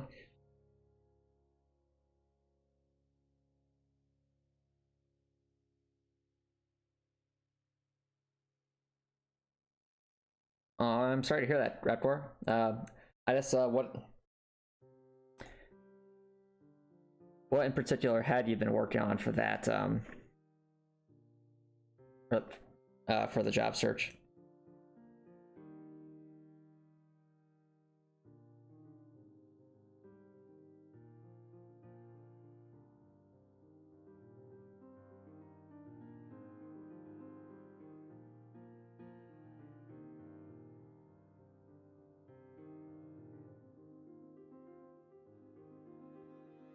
Well, Drekor, I guess my question would be what kinds of places are you applying to, and what requirements in particular are you thinking, or stuff that you wouldn't have outside of academia?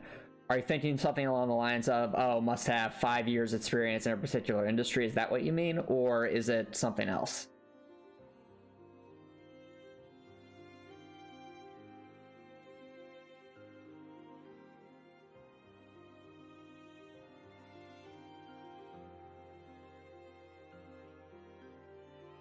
Well, I mean, the thing is, you can be an academic forever, but actually getting your foot in the door at it, that implies you need to get your foot in the door at a university and get to the point of having tenure, which is a process unto itself.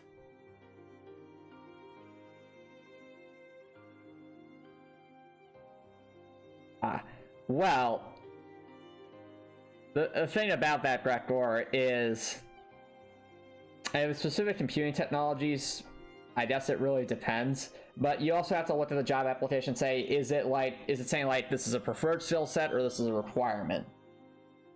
Since typically with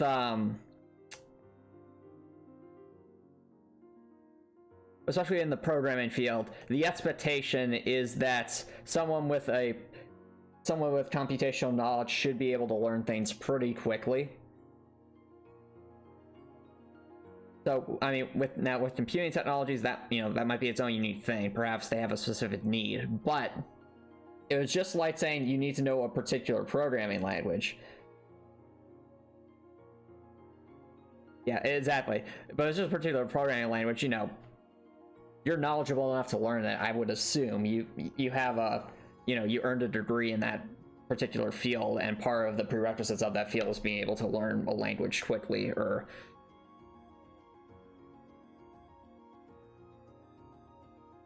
exactly. Well, in that case, Gregor, I think you would be better suited. Then that could be a point that you make in an interview, if it gets to that. So what you do is you apply to those positions anyway, even if it says, oh, must be familiar with such and such language.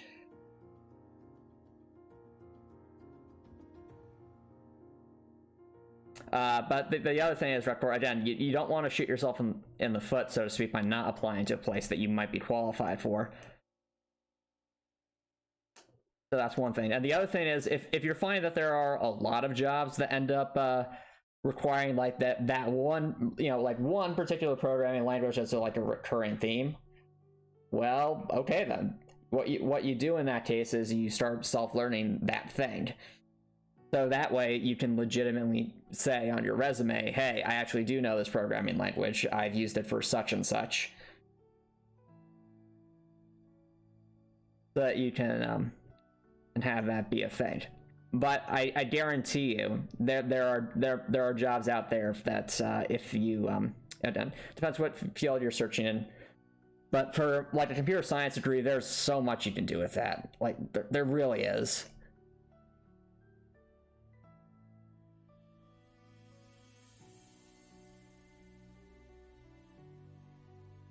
And that's the other thing, Rekor.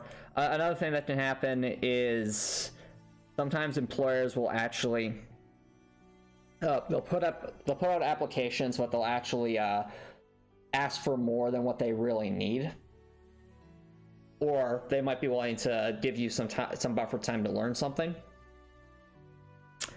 An example of this might be saying like, oh, I want to hire an employee that has a bachelor's degree from a university because I don't know, I have some company or something, and I really want them to have a bachelor's degree, but the job is actually moving stuff around in, we'll say, a back room somewhere. In other words, the employer is making it harder for themselves to find an employee by not accurately depicting the requirements to be successful at the job.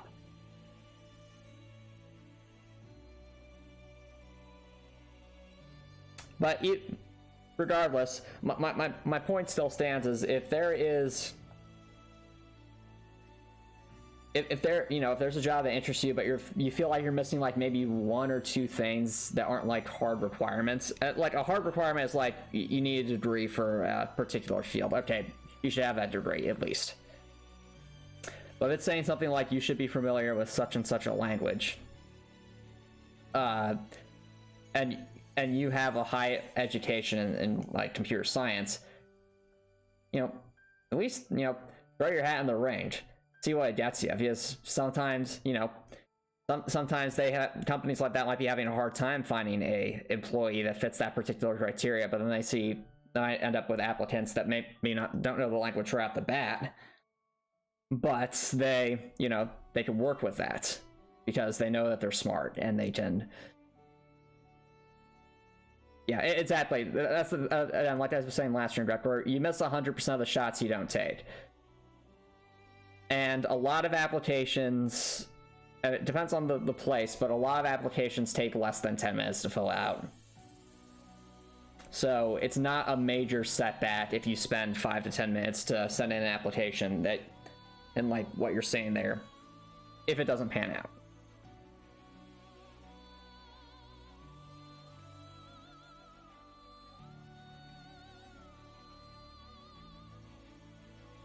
Yeah, I'd also ask the question where, I guess, if you're looking for academia kind of places, I guess, where are you looking? Because it's a big world out there with lots of institutions.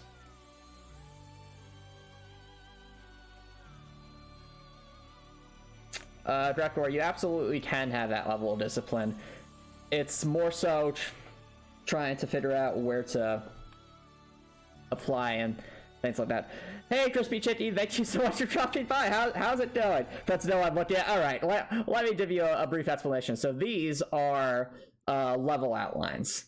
So zeros are like elevation of 0, 1 elevation of 1, 2 elevation of 2, so on and so forth. So these are like different platforms and paths. And of course, all the snakes you see are different enemy types. So dark green snake is a stationary melee type called a rattlesnake. Light green snake is called a brattle. They spit poison over a distance, not spit poison. They spit an acid over a distance. And we'll say the tannish snakes, those are cobras. They can walk around and they're a melee type enemy. So you can see how just the different combinations of stuff and the different outlines of levels we have so far. I'm finishing up my last little main idea here. And then the intent is to move on to level diagramming to outline how these might be interconnected. So yeah, it's a level design stream, Crispy Chicky. But yeah, I guess genuine question in Drakor, are you open to having someone like take a look at like the kinds of places you apply for and things like that? Because I know what it's like to go through the whole job search thing, and if there's even a tiny slither of experience from what I went through that could potentially help you make your job search more efficient, I'm more than happy to try and help with that at we'll say at a later time or things like that. Everyone who has a job has been there trying to figure out how to search for things and get their resume in order. No, it's fine, Drakor, it's fine. I have things in balance and I'm able to. And I enjoy helping others with stuff that I, might be knowledgeable in or might be able to provide some guidance and that hopefully, makes things a little bit better. I mean, one of the main things about our community is the idea of self-improvement. I mean, case in point for myself. No, Director, don't worry about it. We're all here to support one another. But that's the thing. It's like when it comes to self-improvement, you have to remember that everyone should always be trying to continuously learn something. Even in my case, with developing Heartwell, you might say, well, Tom, it's clearly you understand principles of level design. Surely you have nothing left to learn. And the answer to that question is a hard incorrect. I have lots to learn. I actually spend a fair amount of my time watching, I guess, music theory videos, because I know that's my weakest link in my game development, quote-unquote, toolkit. So trying to understand composing and things like that has been a new journey for me unto itself. And I'm hoping it turns out well for at least the demo of Heartwell with making tracks for this game. But it's I'll tell you the truth. yeah, we're all in this together is the point. Oh, that sounds like fun, Crispy Chitty. Hope you enjoy. Oh yeah, actually, before I forget, how's the current Let's Play you're doing going? Where did you finish the new Judgment game, or are you working on something else now?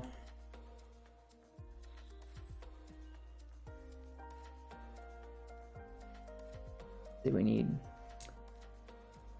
one horizontal path layer? Okay. All the happy times we had.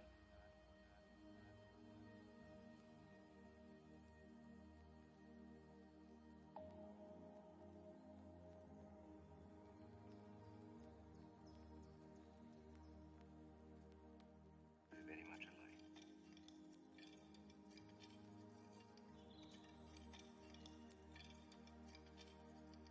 Cool. Oh, you just finished Lost Judgment. Congratulations, Crispy Chitty. And now you're playing Ooh, you're playing the original BioShock. That's really cool. I hope you enjoy it. It's one of those games it's one of those very, very memorable and iconic games. Really fascinating dystopian game. Yeah, I played through BioShock Infinite as well. I will admit, I have not finished playing BioShock. The mechanics of BioShock 1 are a bit wonky at times, but the story and like the dystopian world they built is really, really interesting. Fair enough, Crispy Chippy. Well, I don't consider BioShock to be... I mean, there's some creepy aspects, but I don't really consider it to be a horror game. It doesn't have, like... I don't really think of BioShock as having, like, a bunch of jump scares or anything like that. It's more so just the dark, apocalyptic underwater atmosphere of Rapture.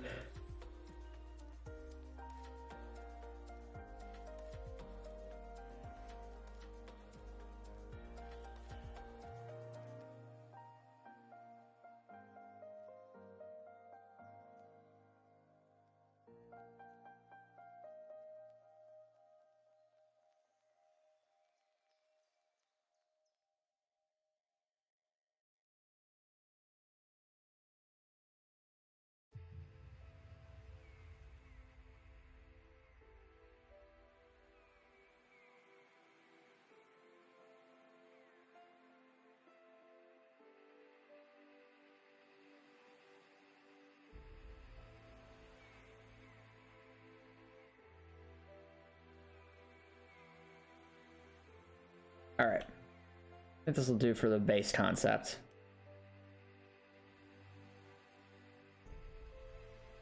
You might be looking at this and asking yourself, Antomicx, what are you doing? So, one of the things about ranged enemies is that if you have a wide space to move around in, especially if the projectile is slow, you can usually evade that pretty easily. But when you're in like a long, narrow corridor, that can be problematic because you don't have much space to run around in.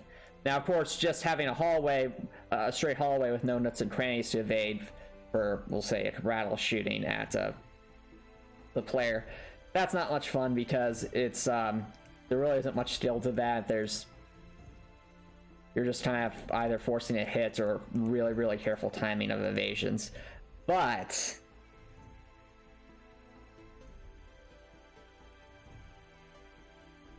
with a situation like this where you have like different horizontal paths at different elevations. If we add in some cabrattles, you'll kind of see what I'm going for here.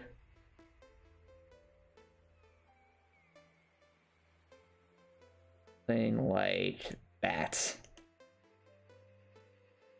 So the intent here is that each of these, we'll say, levels are not safe.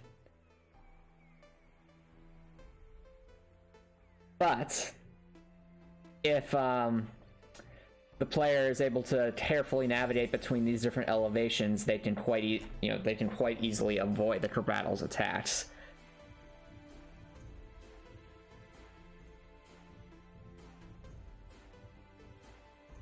I think this to make for an interesting little section because it is kind of long and narrow, but it has its quirks to it. And of course, if they fall down, they have to go all the way back.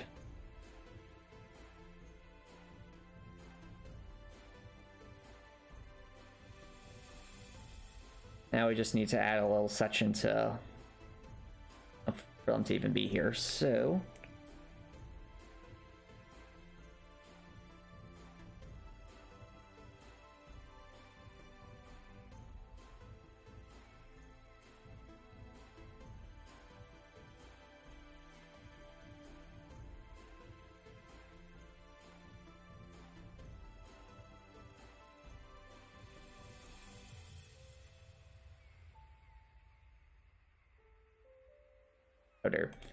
on that layer.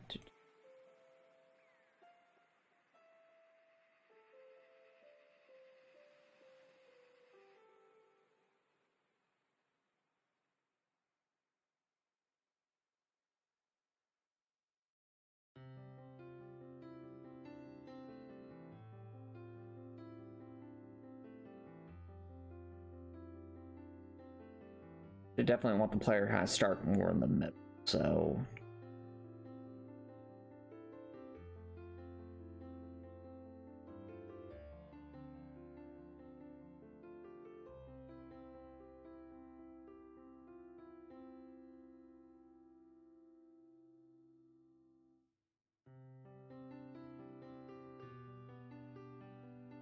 it'd be more compatible if I had the one there, but the player has to start somewhere.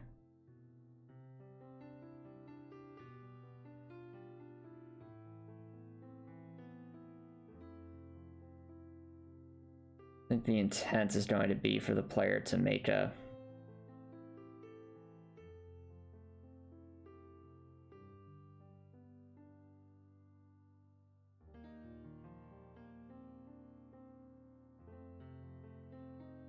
jump.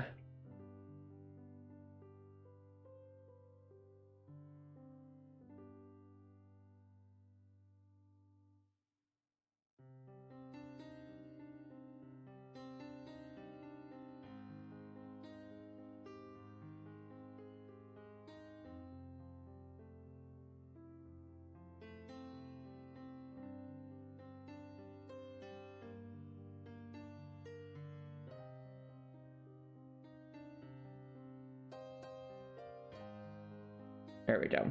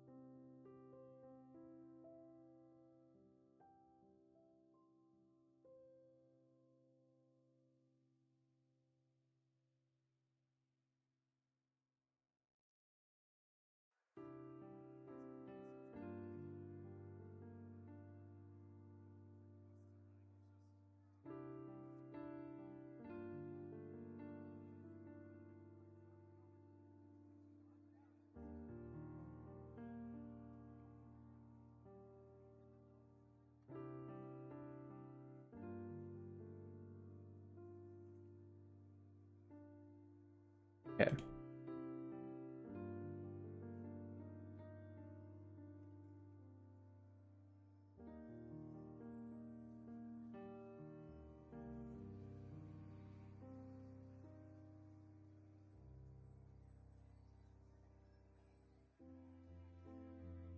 All right. And there we go. Ladies and gentlemen,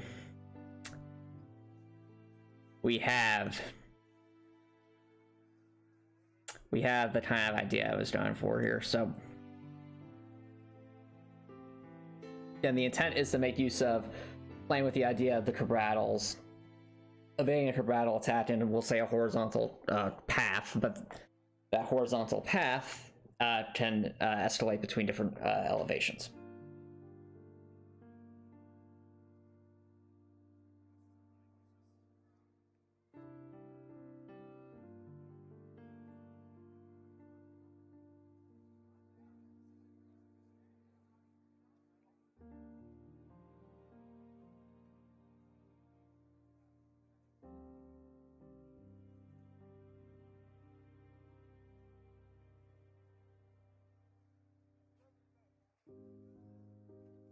Just make it a 3 path there, so if the player gets over there, they just have to make that last jump and run around a corner, and that would be it.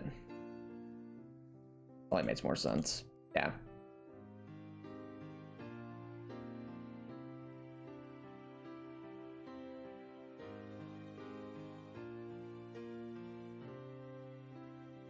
A little more forgiving. Super forgiving, but forgiving enough.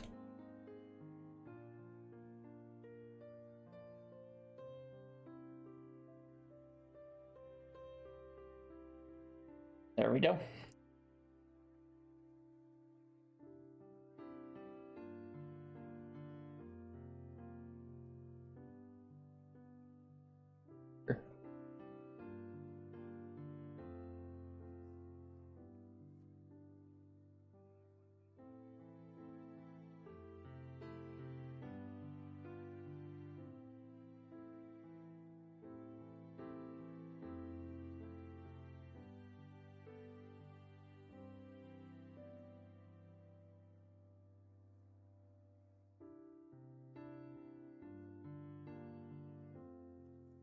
Actually, maybe with the other setup, this would require more tiles, but also be more challenging at the end, as the player would have to think about these things.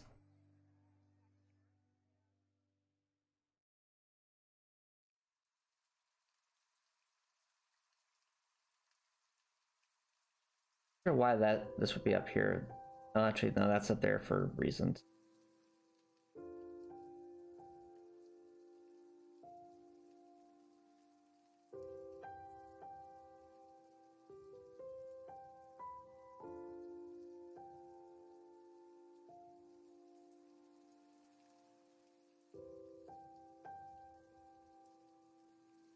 Really, I don't even need this spot over here. We could just... What am I doing?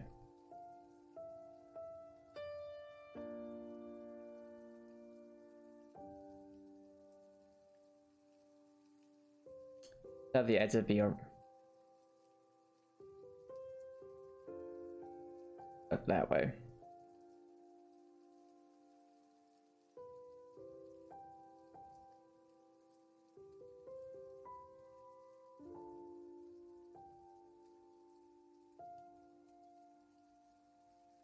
Nice little long path.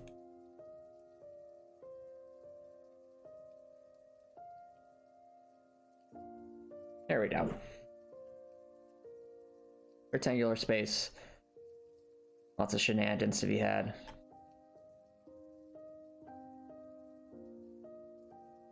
And if we want, we could always include a punish down here, but I think this is a sufficient challenge.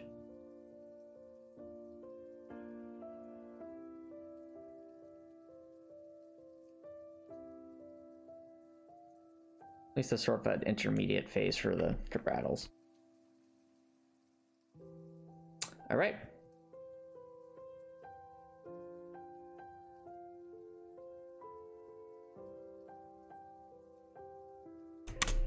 And with that, the 5 and 9, that's how many ideas? 21 ideas. All right, cool. That's not including the bosses. Alright, chat. I think, there's probably more we could do with these intermixing ideas. Probably let's match them in different ways, but for the most part, I think this is a solid set of levels we have to work with here. So, I think it's time we do a little bit of diagramming.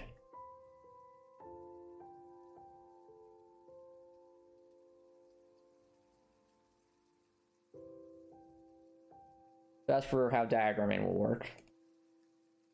And we kind of have this sort of a setup. Something like this indicates which section of level it is.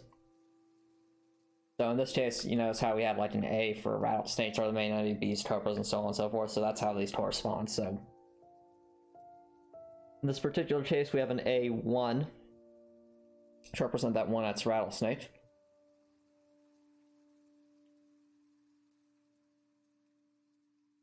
We're definitely going to want some kind of indication as to whether or not it's been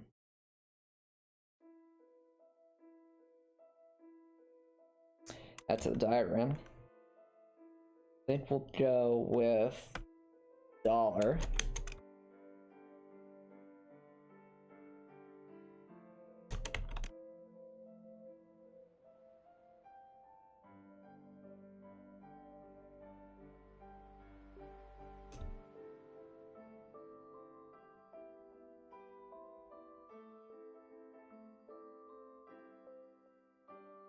There we go.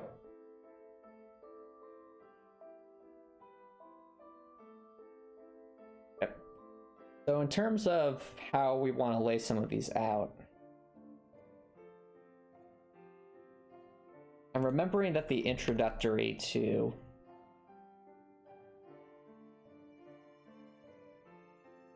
not starting point down here, but the introduction to the cobras is down here, but the rattles are up here.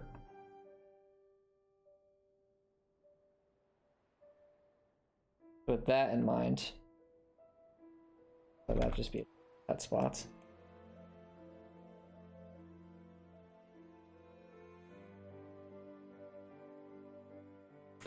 I think the lower side should be where I have a heavier focus on the cobras, whereas the upper side should have the heavier focus on the rattles, and with a bit of the rattlesnakes in between.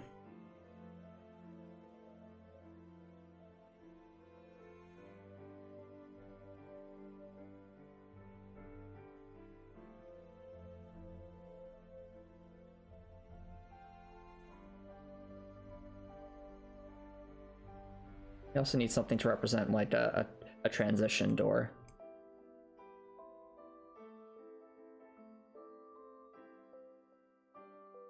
So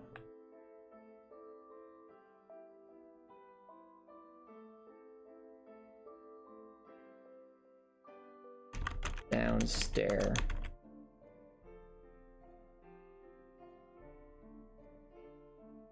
One.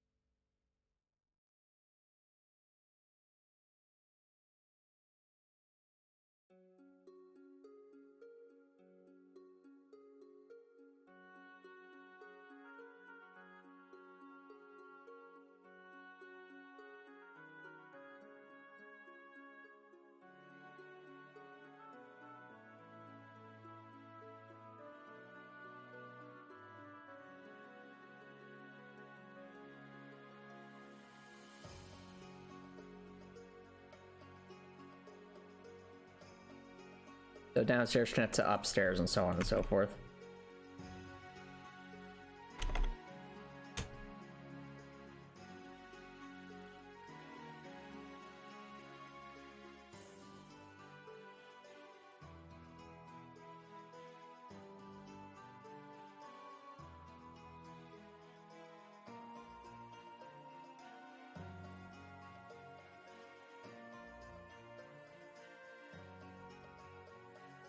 it currently stands in our tile map. I think the way the underground had worked before. Yeah. So this area there, that one called?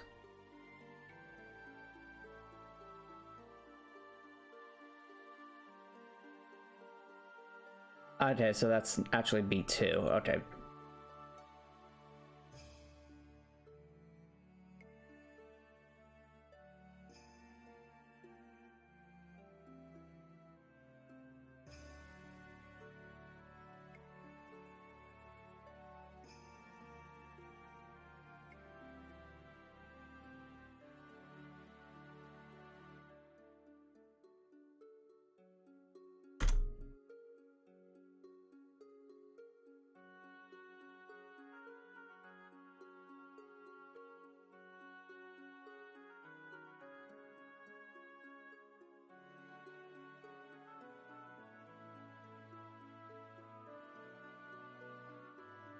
Ready? Anything else? Think.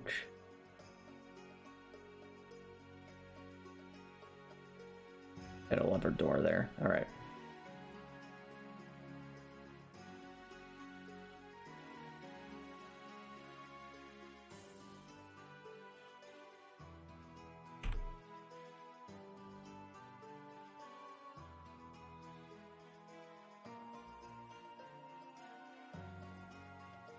I actually think indicating a lever door probably isn't worthwhile because it's... Oh, it could be worthwhile. It does take up some space.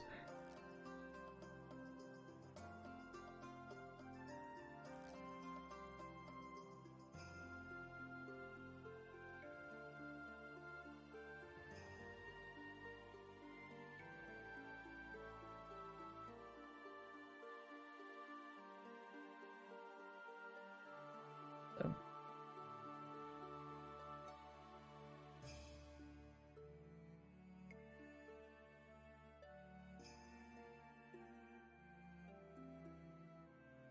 Yep. B2 goes to upstairs 2. And upstairs 2 leads to an item.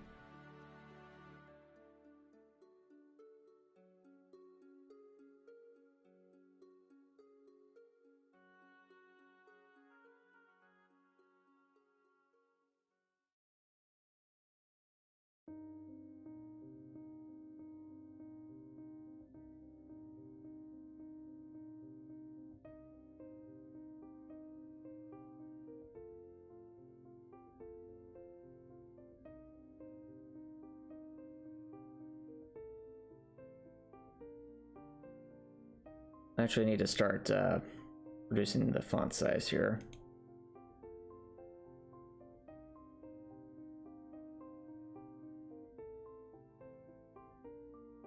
As I realize these levels are going to get very complex very quickly.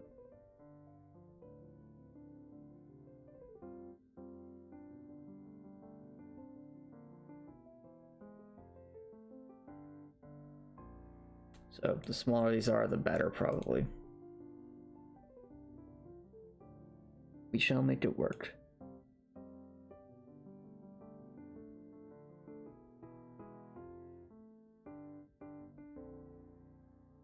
Mm-hmm.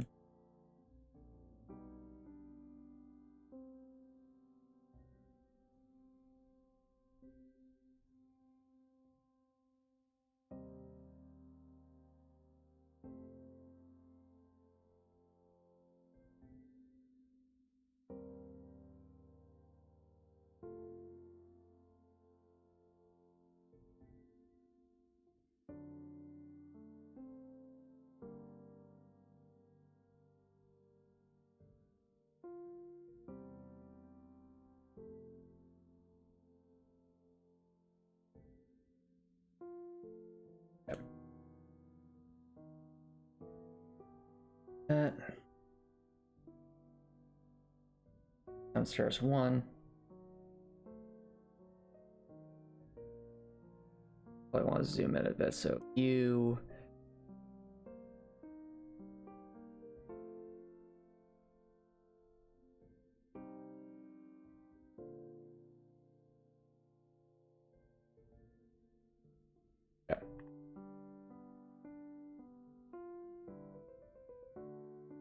Much better.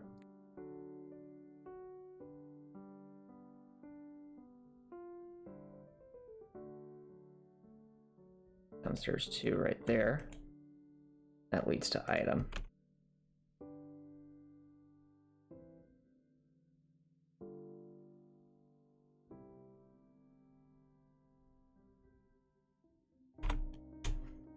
We will give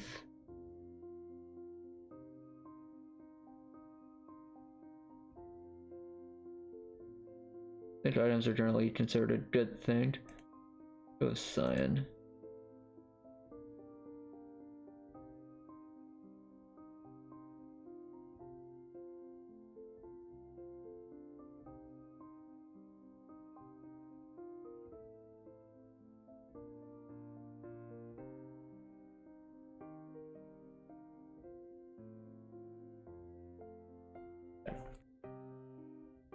Now we're kind of mapping that section out. Make all these smaller fonts so it's more to work with. How are the struggles the player faces in Overwatch different from the ones faced in Dark Souls? So, well, first of all, you're fundamentally talking about two different gameplay genres. So, Overwatch is a multiplayer first-person shooter, whereas with team-based tactics, whereas Dark Souls is a third-person action RPG. Already different gameplay genres. No, Topper Nicholson, no. So, Overwatch requires prediction of enemy players. And again, mind you, I'm talking about Dark Souls in terms of PvE, not PvP. PvP and Dark Souls is a completely different thing to talk about entirely. But we're just talking about player versus environment, so basically treating Dark Souls as a single-player game. What you end up with is in Dark Souls, you're up against AI like opponents and bosses, which you can learn. Whereas with Overwatch, you're up against, real people who could do a whole variety of unexpected things. Some might be easier than you, some might be harder. So there's a massive variability and potential difficulty or what you're up against depending on your playstyle and things like that. Whereas with Dark Souls, the bosses and enemies are the same regardless, and it's up to you as the player to address those on your own at your own pace. Similarly, I think in a game like Overwatch, there's the thought that if you perhaps don't do as well or you die in Overwatch or something like that, you respawn fairly quickly and you have teammates who can help you out. Whereas in Dark Souls, you're treated as a single player game. It's all you, the player. No one's coming to save you, no one's coming to help you, it's on you. So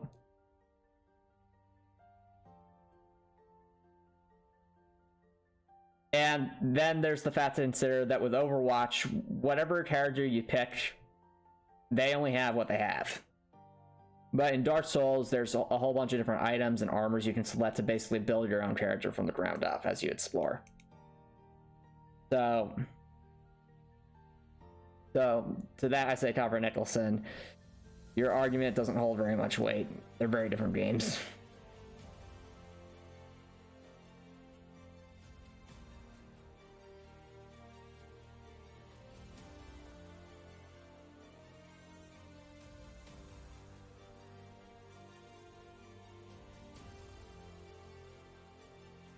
Alright, now that we kind of mapped out these base layers, I think we'll move the lever door over here.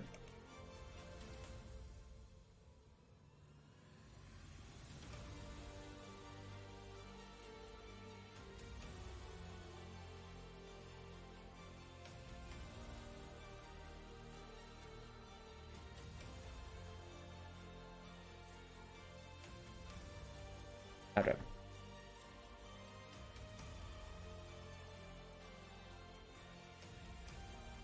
Now let's see what we got here.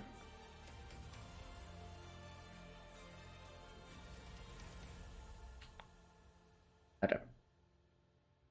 We've included that. That we also need to include C1 and C2. Okay.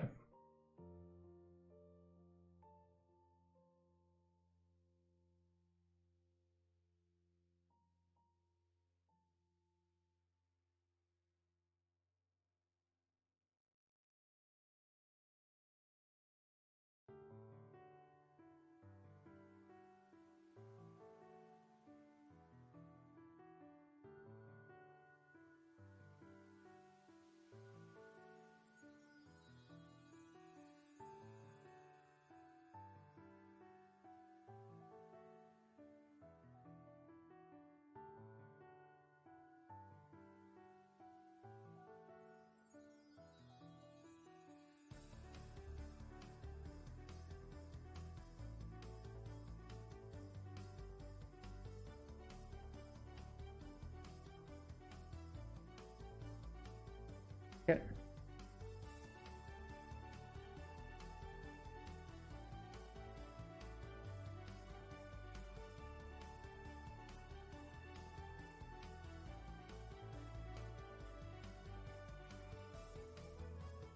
Well, teamwork is a good thing to learn too, Copper Nicholson. But just saying that it's better to work with a team does not dismiss the importance of learning how to be functional on one's own. In other words, while a well-organized team is going to be better than any singular individual, I think that's fair to say, of a similar skill set. You also have to realize that if you aren't able to contribute very well to that team because there's something lacking with you as an individual, then you're actually hurting the team's overall potential. So they go hand in hand. It's not that learning how to do stuff on your own is bad.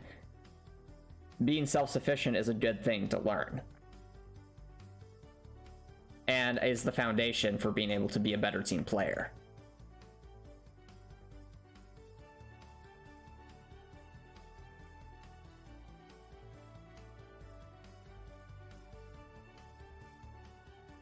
At least 2.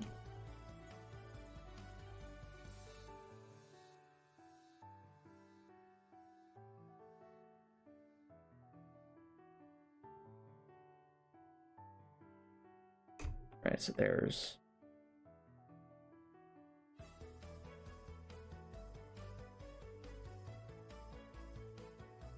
okay.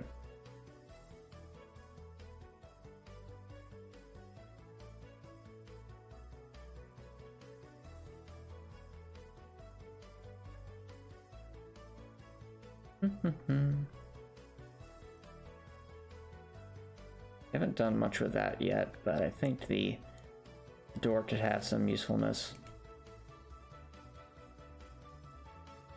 Very well there. I'll have to come back to that thought. No, there's a key up there. Question is to where.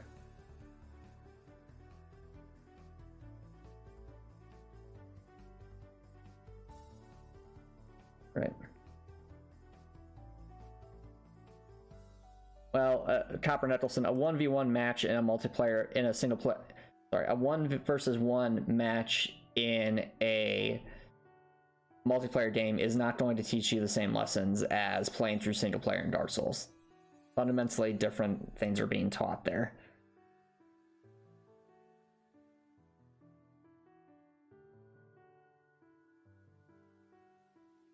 Yeah, is it nice to be able to solo a single enemy? Sure. That's great. In Dark Souls, you have to be able to go through a string of enemies in a level followed by a boss battle and be able to do that all by yourself. That's harder, but more rewarding in my view. Plus, you can have a similar experience, you know, Dark Souls PvP, you can have those 1v1 matches if that is against another player. That's a kind of a random element to suit your fancy if you so choose. Anyway, we have a bunch of different levels here. I think it'll be good just to try and connect them up in a meaningful way first, and then we can expand onto how to gate them off and have things circled back. So I'll need A 2 through 5, B 3 through 7, and C 3 through 9. Okay. Let's zoom out a bit.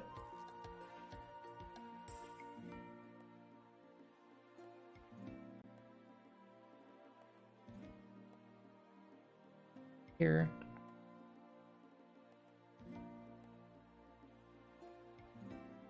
Okay.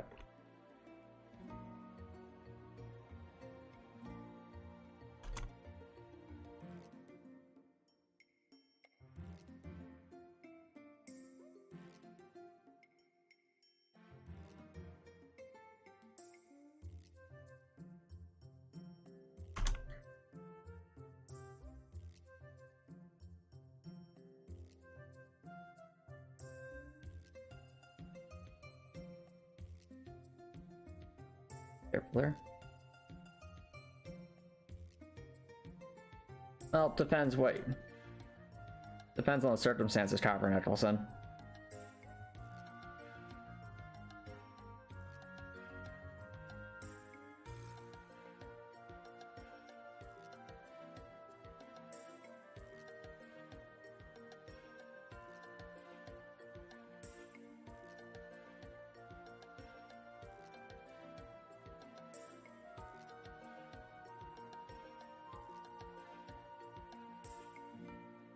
Three.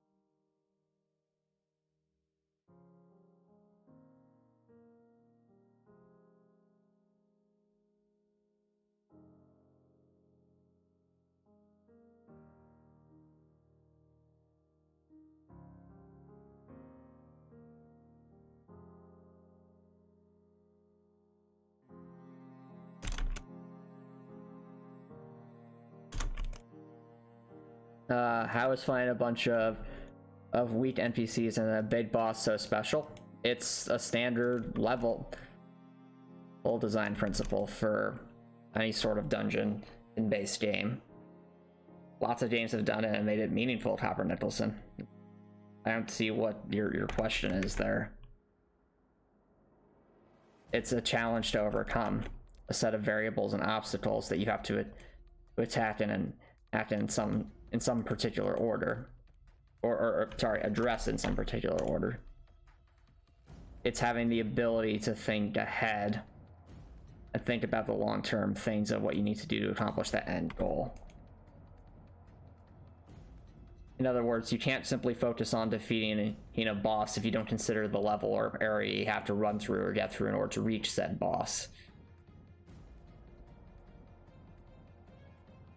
So, in fact, mastering those sequences of weaker NPCs is valuable because it allows you to more effectively practice battling the boss. Until you can finally accomplish defeating the boss, which is the big goal there.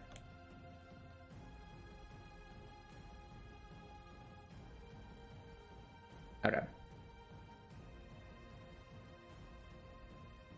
Now we have all these here. It's time to think of how we're going to interconnect them.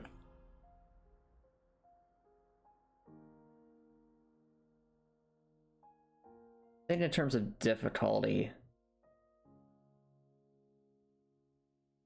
might actually be good to try and classify each of these segments as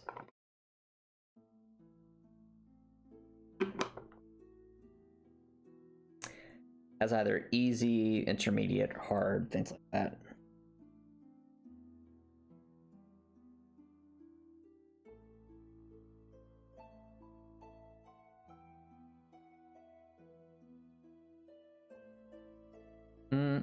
No, Copper Nicholson, I'm not saying it's a traditional method. I'm saying the general principles have been applied for a while. The same can be said about 1v1 multiplayer matches, or is that's also been a traditional method. It's basic game design principles, just in different gameplay genres. I mean, the 1v1 gameplay design method has existed since ever there was a game where you had two teams or even just two individuals for a particular reason. Think like chess or checkers. That's a 1v1 match, technically. The same gameplay principle.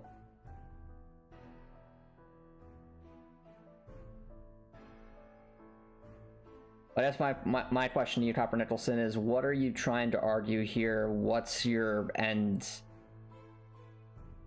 point here? Because all it seems to me is that you're attempting to I think diminish the value of Dark Souls and inflate the value of Overwatch by arguing that both can teach the same things. Both are equally valid. And to that I say no, they're both great games, but they teach different things. Hey Gregor, thank you. Welcome back. How's it going?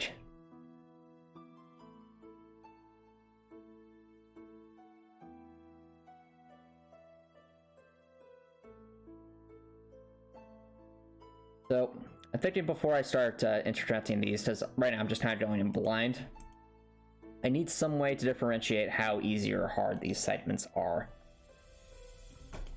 So this might be a good time to classify things.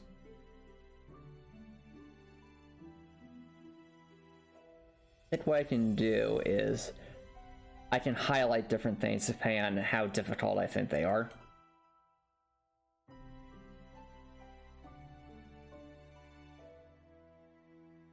So we'll go with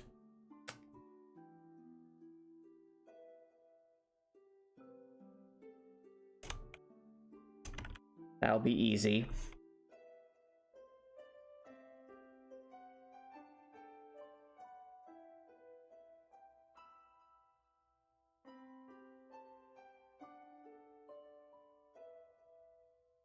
Medium.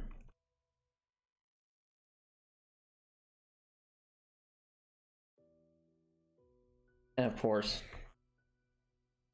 hard can be a dark orange. But yeah, how was there, Grekwer?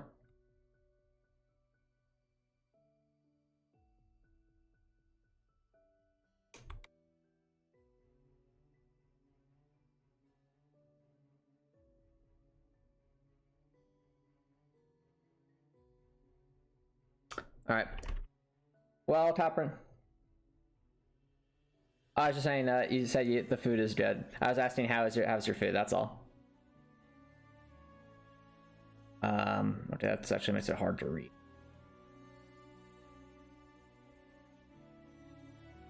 I think that'll do to kind of differentiate these.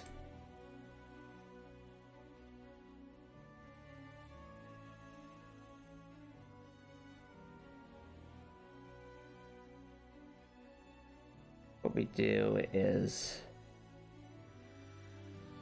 highlight it up to that point. Well, Copper Nicholson, there's so much to unpack with Dark Souls' amazing game design. So instead of trying to dissect it myself here on stream, while I'm also trying to focus on development of things, I think it would actually be better for you to look up a video that talks about the genius of Dark Souls' game design. And one video in particular I can think of that's pretty quick, but also gets a lot of hits a lot of the main points, is I think it's called Dark Souls is Good Game Design or something like that.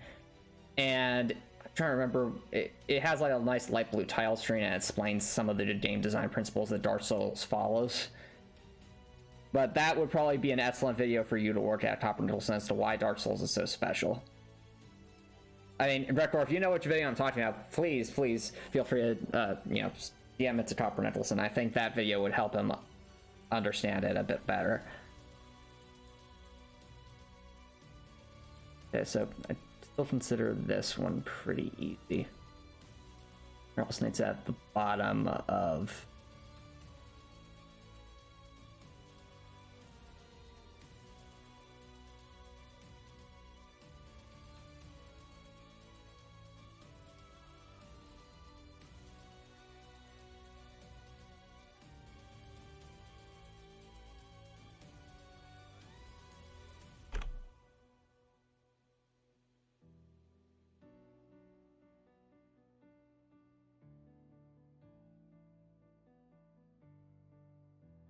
We'll classify each of these.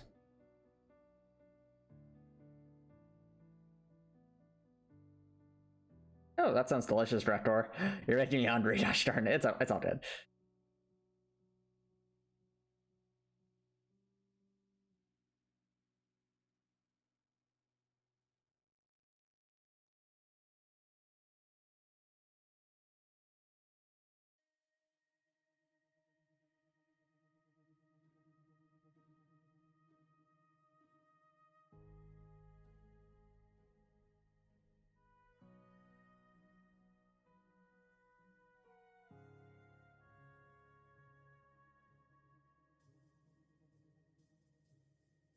I think obviously that last one's definitely meant to be hard.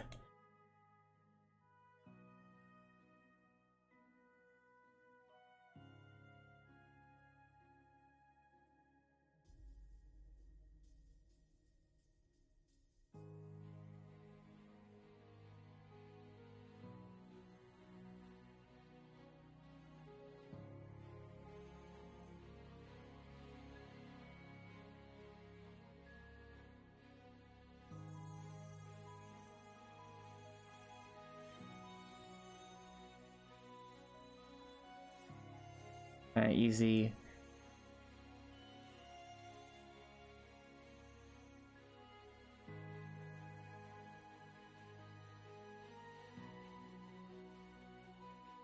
Be a bit more difficult because they don't have as much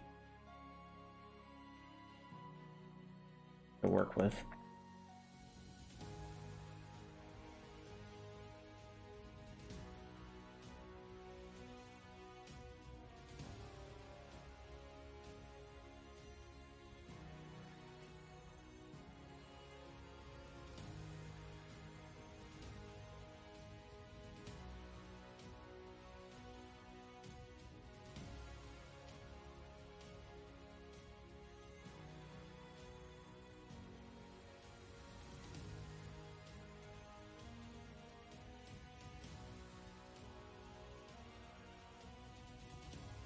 Was definitely a harder one.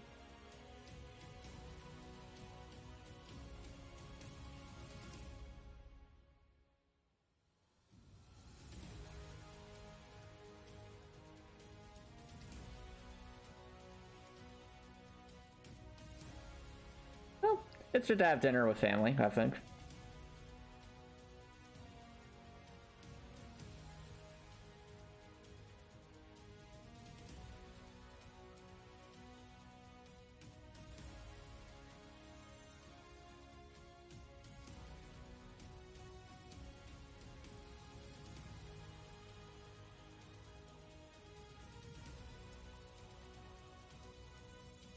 Make this one.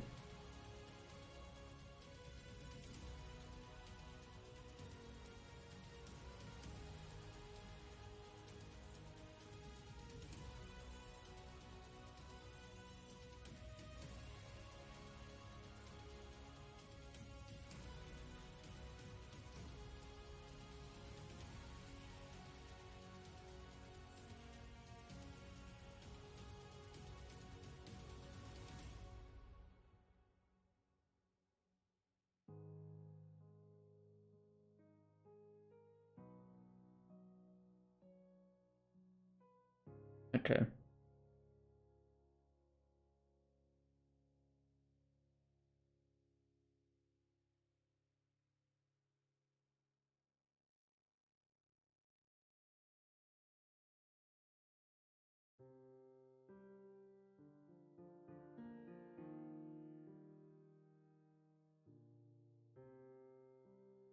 They deserve that one pretty hard.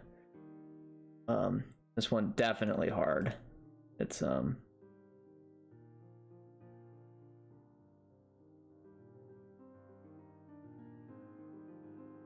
The central platform, okay.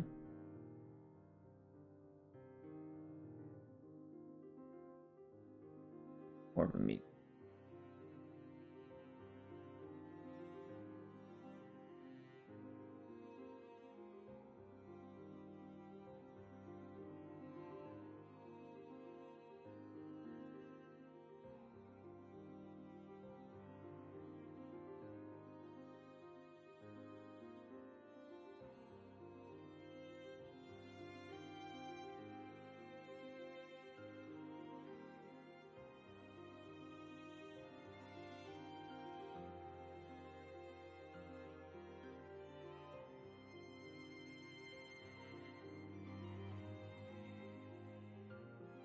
Okay.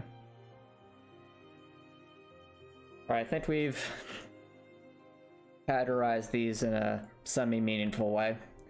This will make it so that we don't end up in a situation. The main thing I want to avoid is throwing two hard ones in a row. Or two hard sections in a row unless we're like at the end of the dungeon. Because to me that would probably just seem unfair. That Lance tells me very quickly what's easy and what's not. Okay.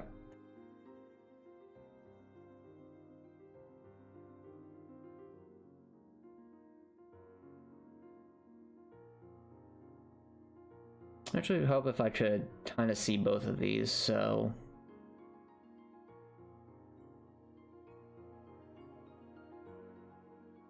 try to open some different tabs up here.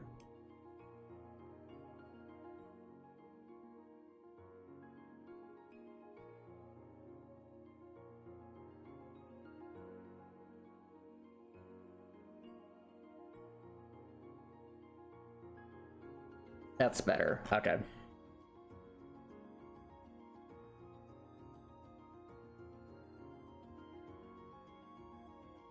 The A2 is two rattlesnakes at the bottom of a slope. Feels like it'd be a natural thing to... Well, I mean, we have so many Cabrattle ideas, so we might actually want to put some of the rattlesnake ideas downstairs.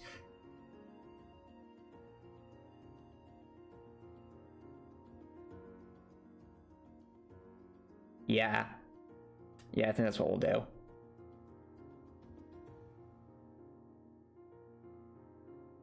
Because at the moment...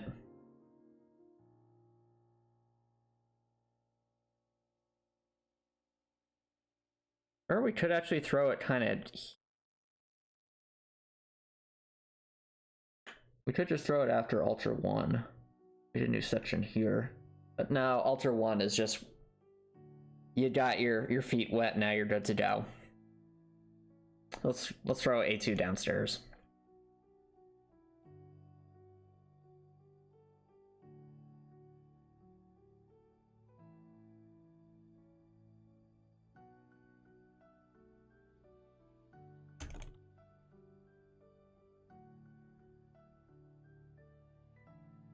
We have our lever door, lets us out.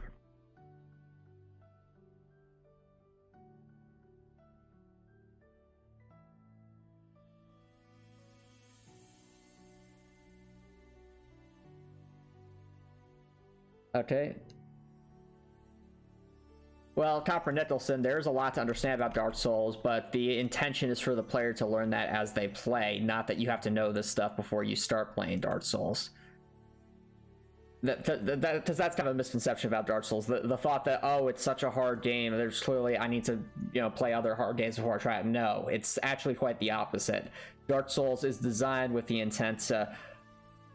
for players who are not used to playing harder games or to understand game design principles, to really hammer that into them through experience. Which is a process that's famously called in the Dark Souls community known as getting good.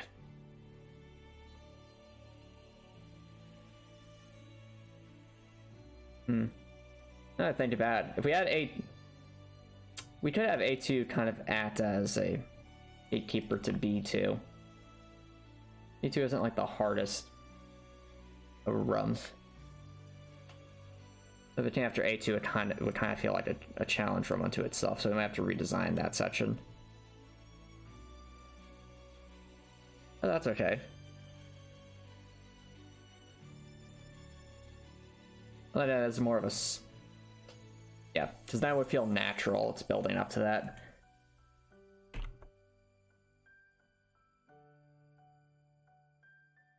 Here.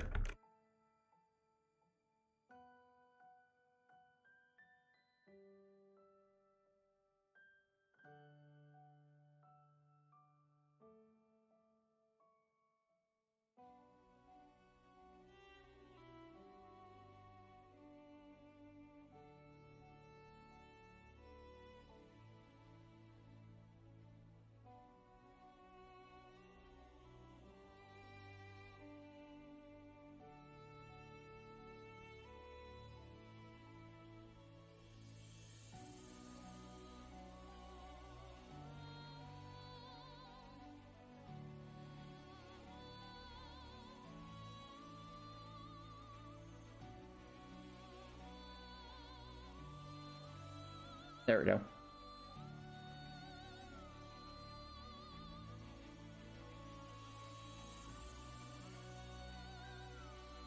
Well, tough, Copper Nickel, since it's not that kind of a game.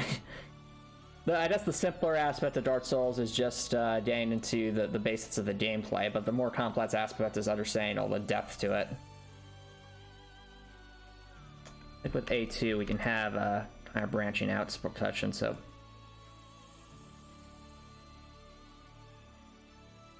At that point, players introduced to the concept of mixing stuff together. I mean, there are NPCs to talk to in Dark Souls, Copper, but they're mostly for quests or lore. Okay, so A2 goes over there. Have some more Cobra stuff. Up near a platform. I'll stay low.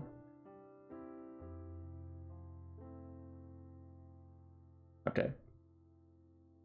I'm noticing Brattles.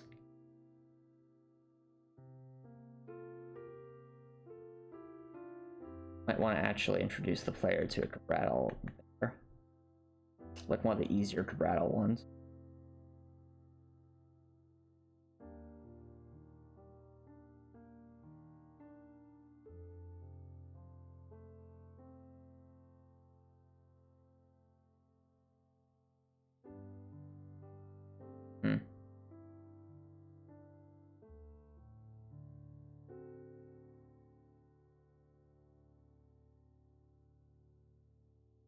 Actually, you know, previously we had one level checkpoint. This we could have 2 levels, then a checkpoint, introduce the players to the other concept they didn't get at that point. Okay.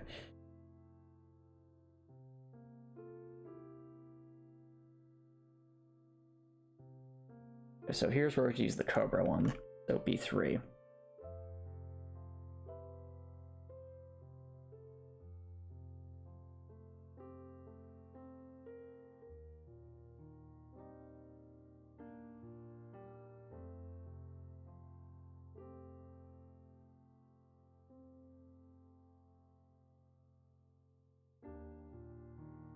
We might want some way to loop back up to that save point up here.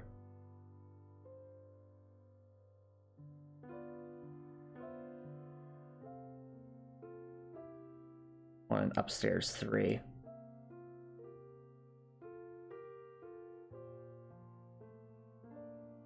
Oh, ooh, I just thought of something. So, the rattlesnake's in the winding hallway. That could be a gatekeeper sort of thing. Getting back down there, potentially, possibly.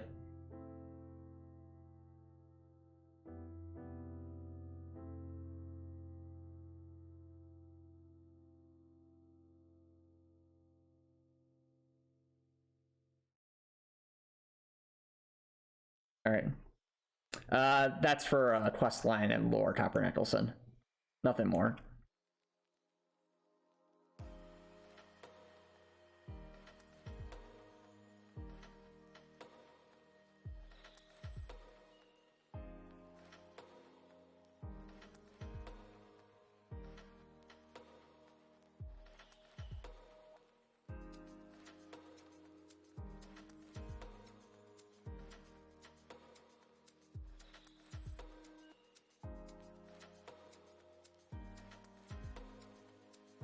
All right.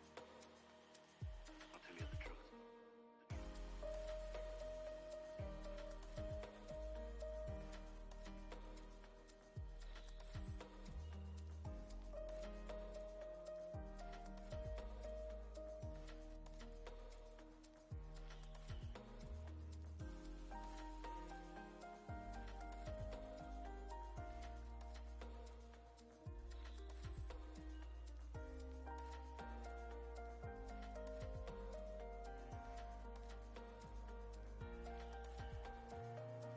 Remember all the happy times we had. Yeah, that and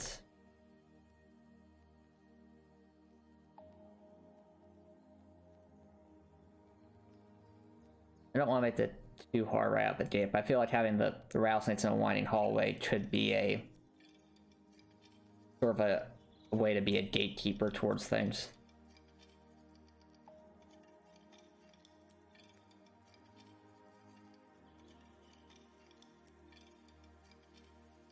Remember all the happy times we had.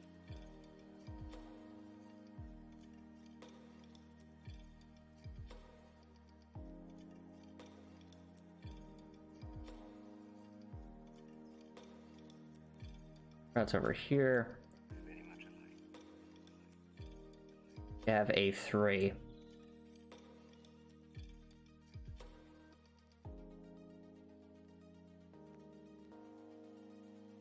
All right. I'll tell you the truth.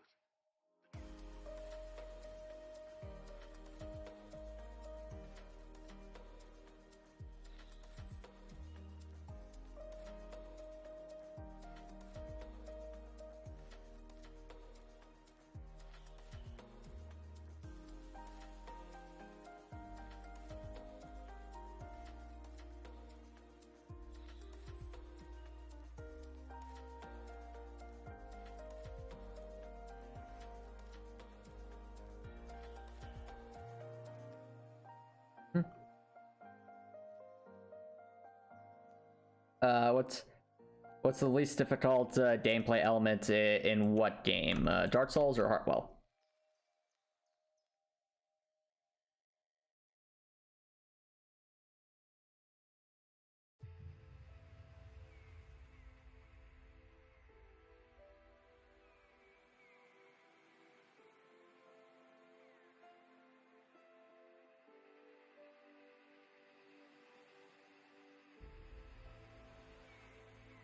In Dark Souls, probably just attacking normally.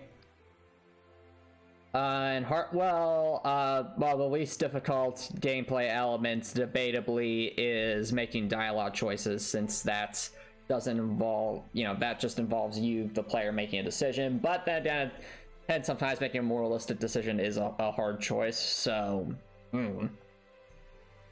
But for Dark Souls, it's just using regular attacks. That's I guess, the easiest thing. But I don't really think that's a fair question, because Dark Souls, again, it's some of its parts. Like, spamming left click is not going to win you boss battles.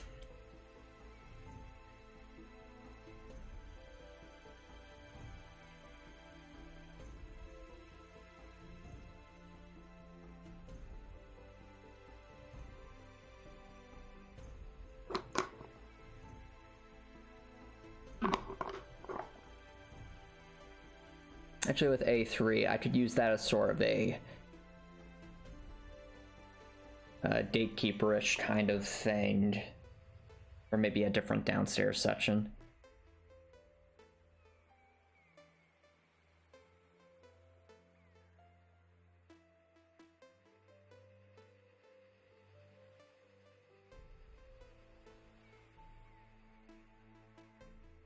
Need a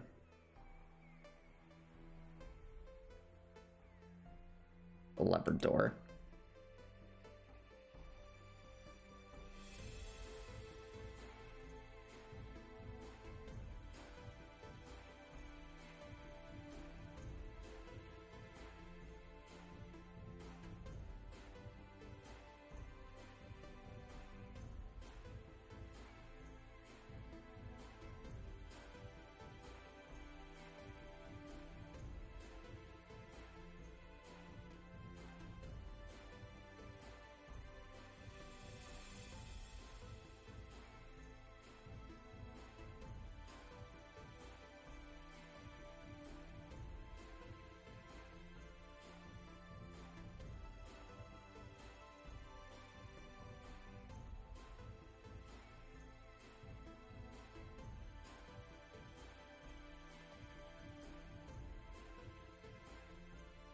Oh, well, of course, Dr. Nicholson. One of the awesome things about Dark Souls' game design is it does teach through gameplay. Like, remember that hallway I first ran through in the Undead Asylum, Dr. Nicholson? So that, the very first enemies you see in Dark Souls do not attack you. They're designed to be, to teach the player how close can they get to enemies and how does the hit detection work and things like that. So Dark Souls builds up to its difficulty in an appropriate manner for, using good game design principles. But you as the player have to be prepared to, learn this stuff. It's not going to hand you anything.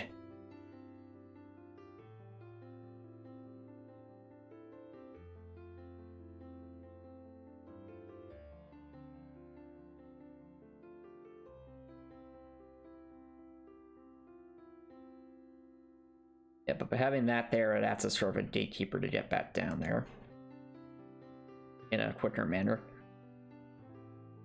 taking a more roundabout path.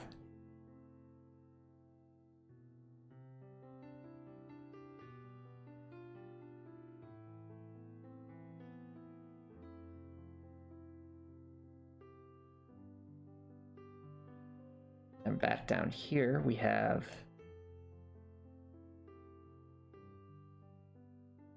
I think we need actually another intro to the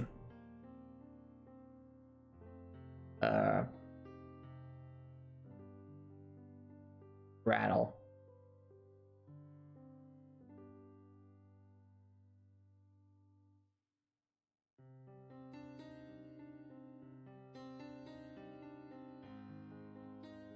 Say we want to see one again, actually.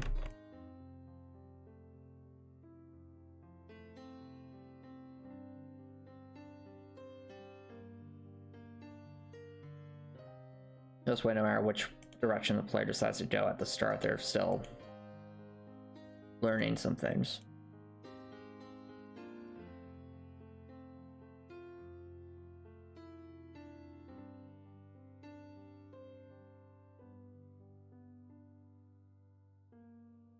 Exactly, correct. Exactly. That's the thing. Dark Souls is the kind of game where skill really does play into a lot of it, because the fact that, I could defeat the first boss with using nothing but bare fists, that, that shows it's a skill-based game. Like, it took a while, but it was super satisfying.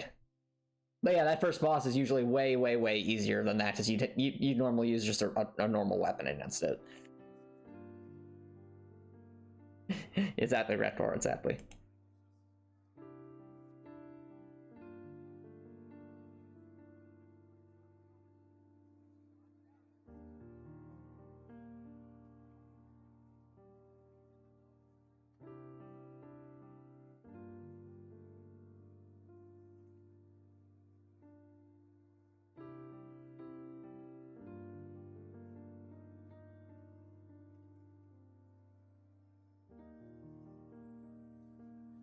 So we have C1 again for teaching purposes. Might want to do a mirror thing up here.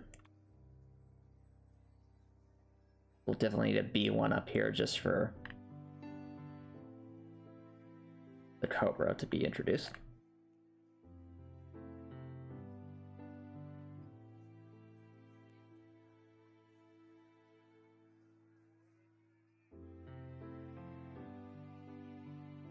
Yeah, so the C3 would be a good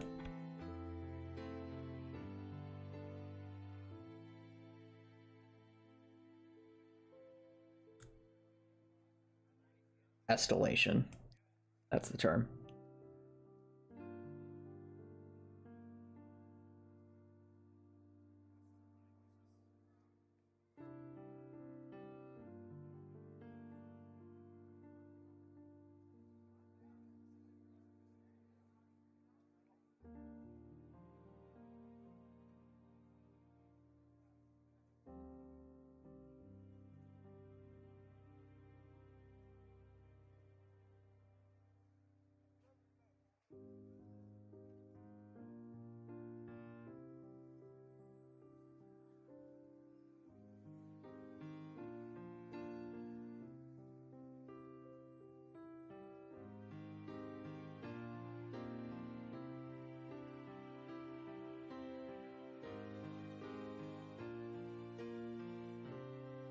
All right.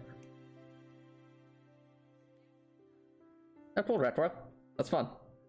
That's playing through the game 12 times.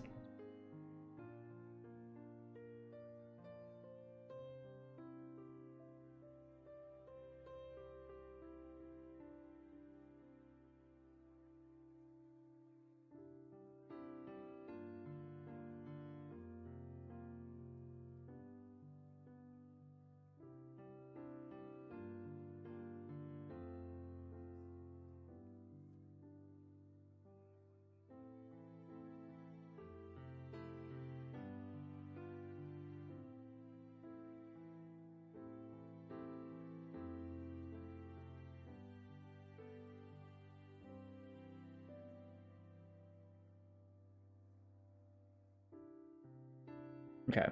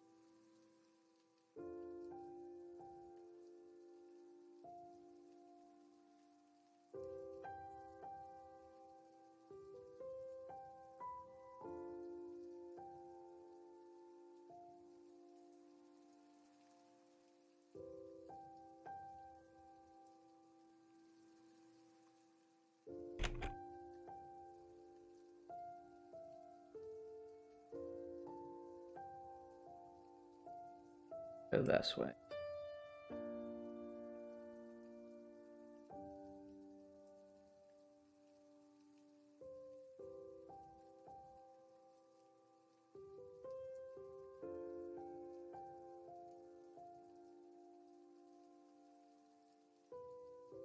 Well, and that's why I'm saying Copper Nicholson. It would help if you went to watch some videos about the excellent game design of Dark Souls.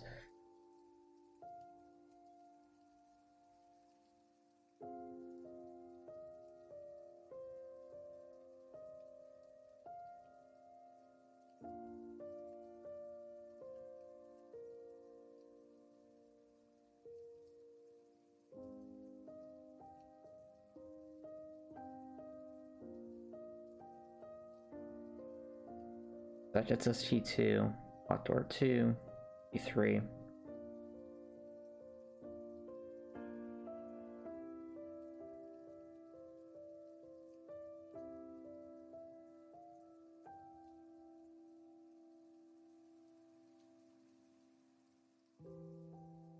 That's where I think we should start to loop back.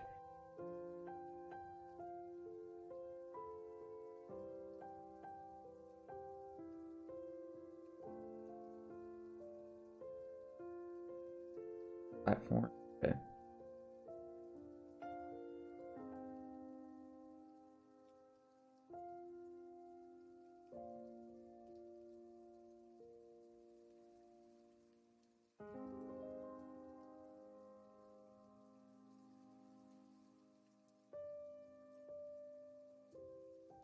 Platform.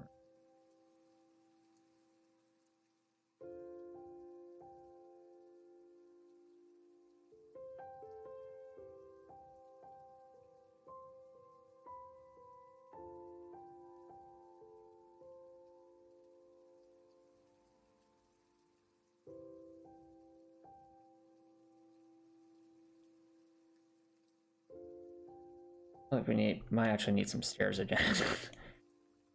We're going to loop back. Yeah, we will. Look at the way this is shaped. We're going to have to. Alright, sounds good, Rekor.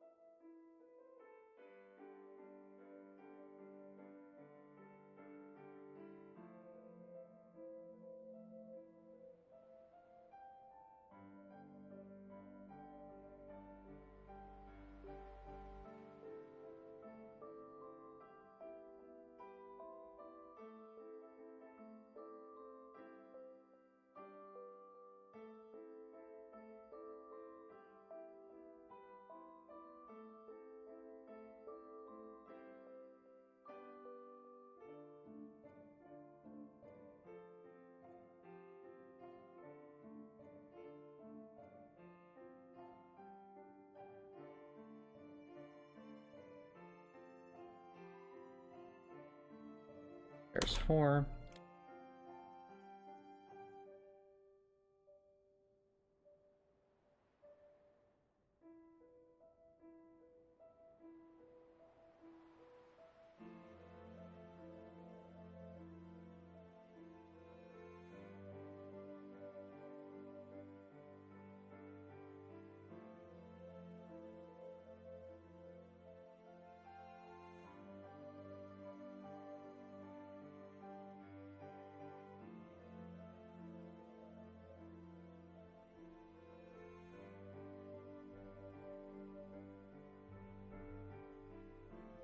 So now that I think about it, it might be good to try and keep things on particular sides of the map.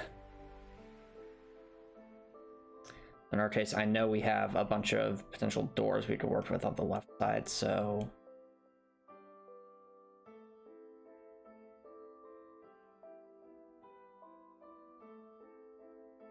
might be a good way to establish checkpoints.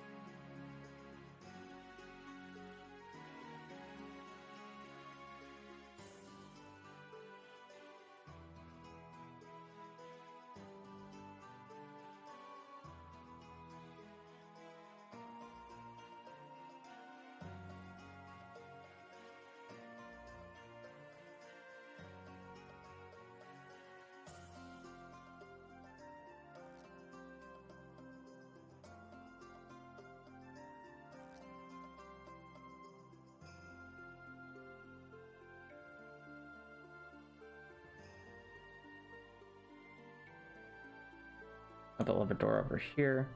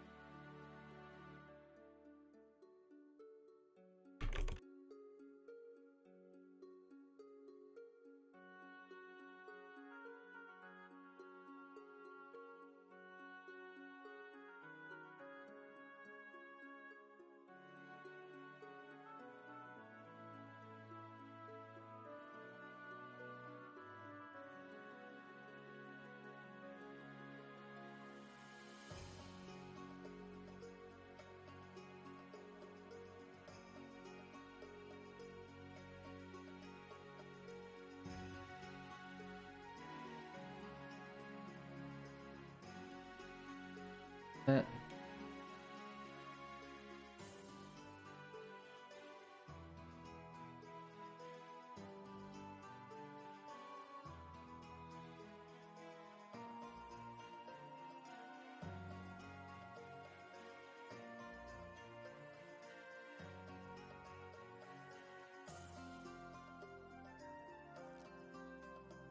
Okay.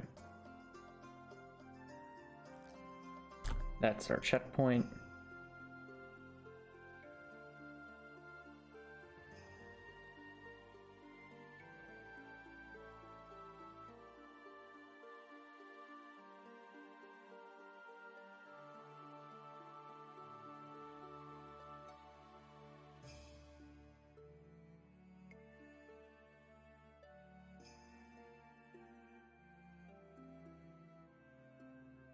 Okay.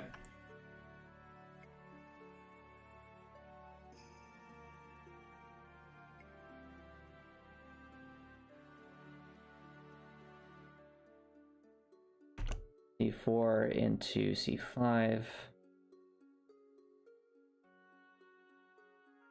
See what we got.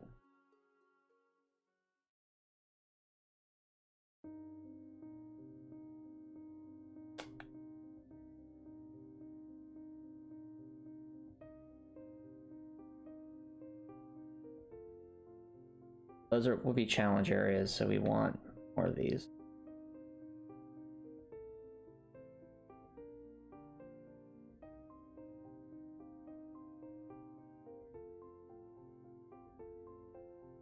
Well, actually, no. We have to introduce the Cobra.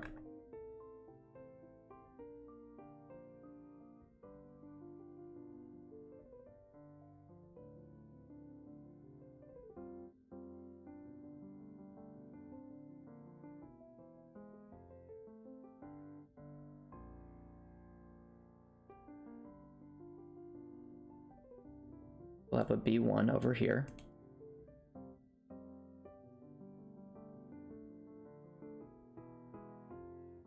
Up.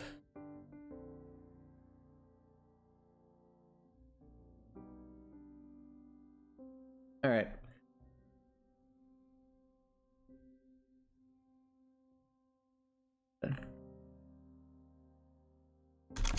Let's leave a note here. It's staying late. Line here.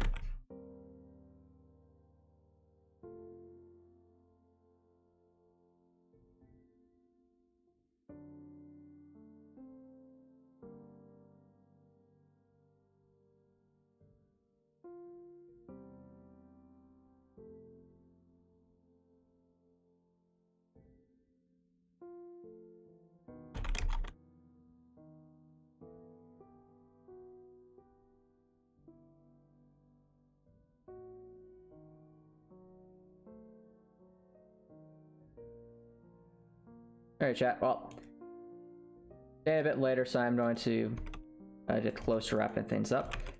They're all.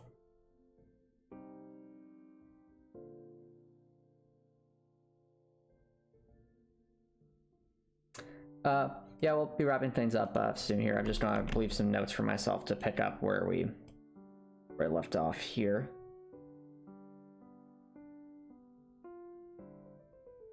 This, what this little reminder does is it helps me know where in this jumbled diagram to continue designing things.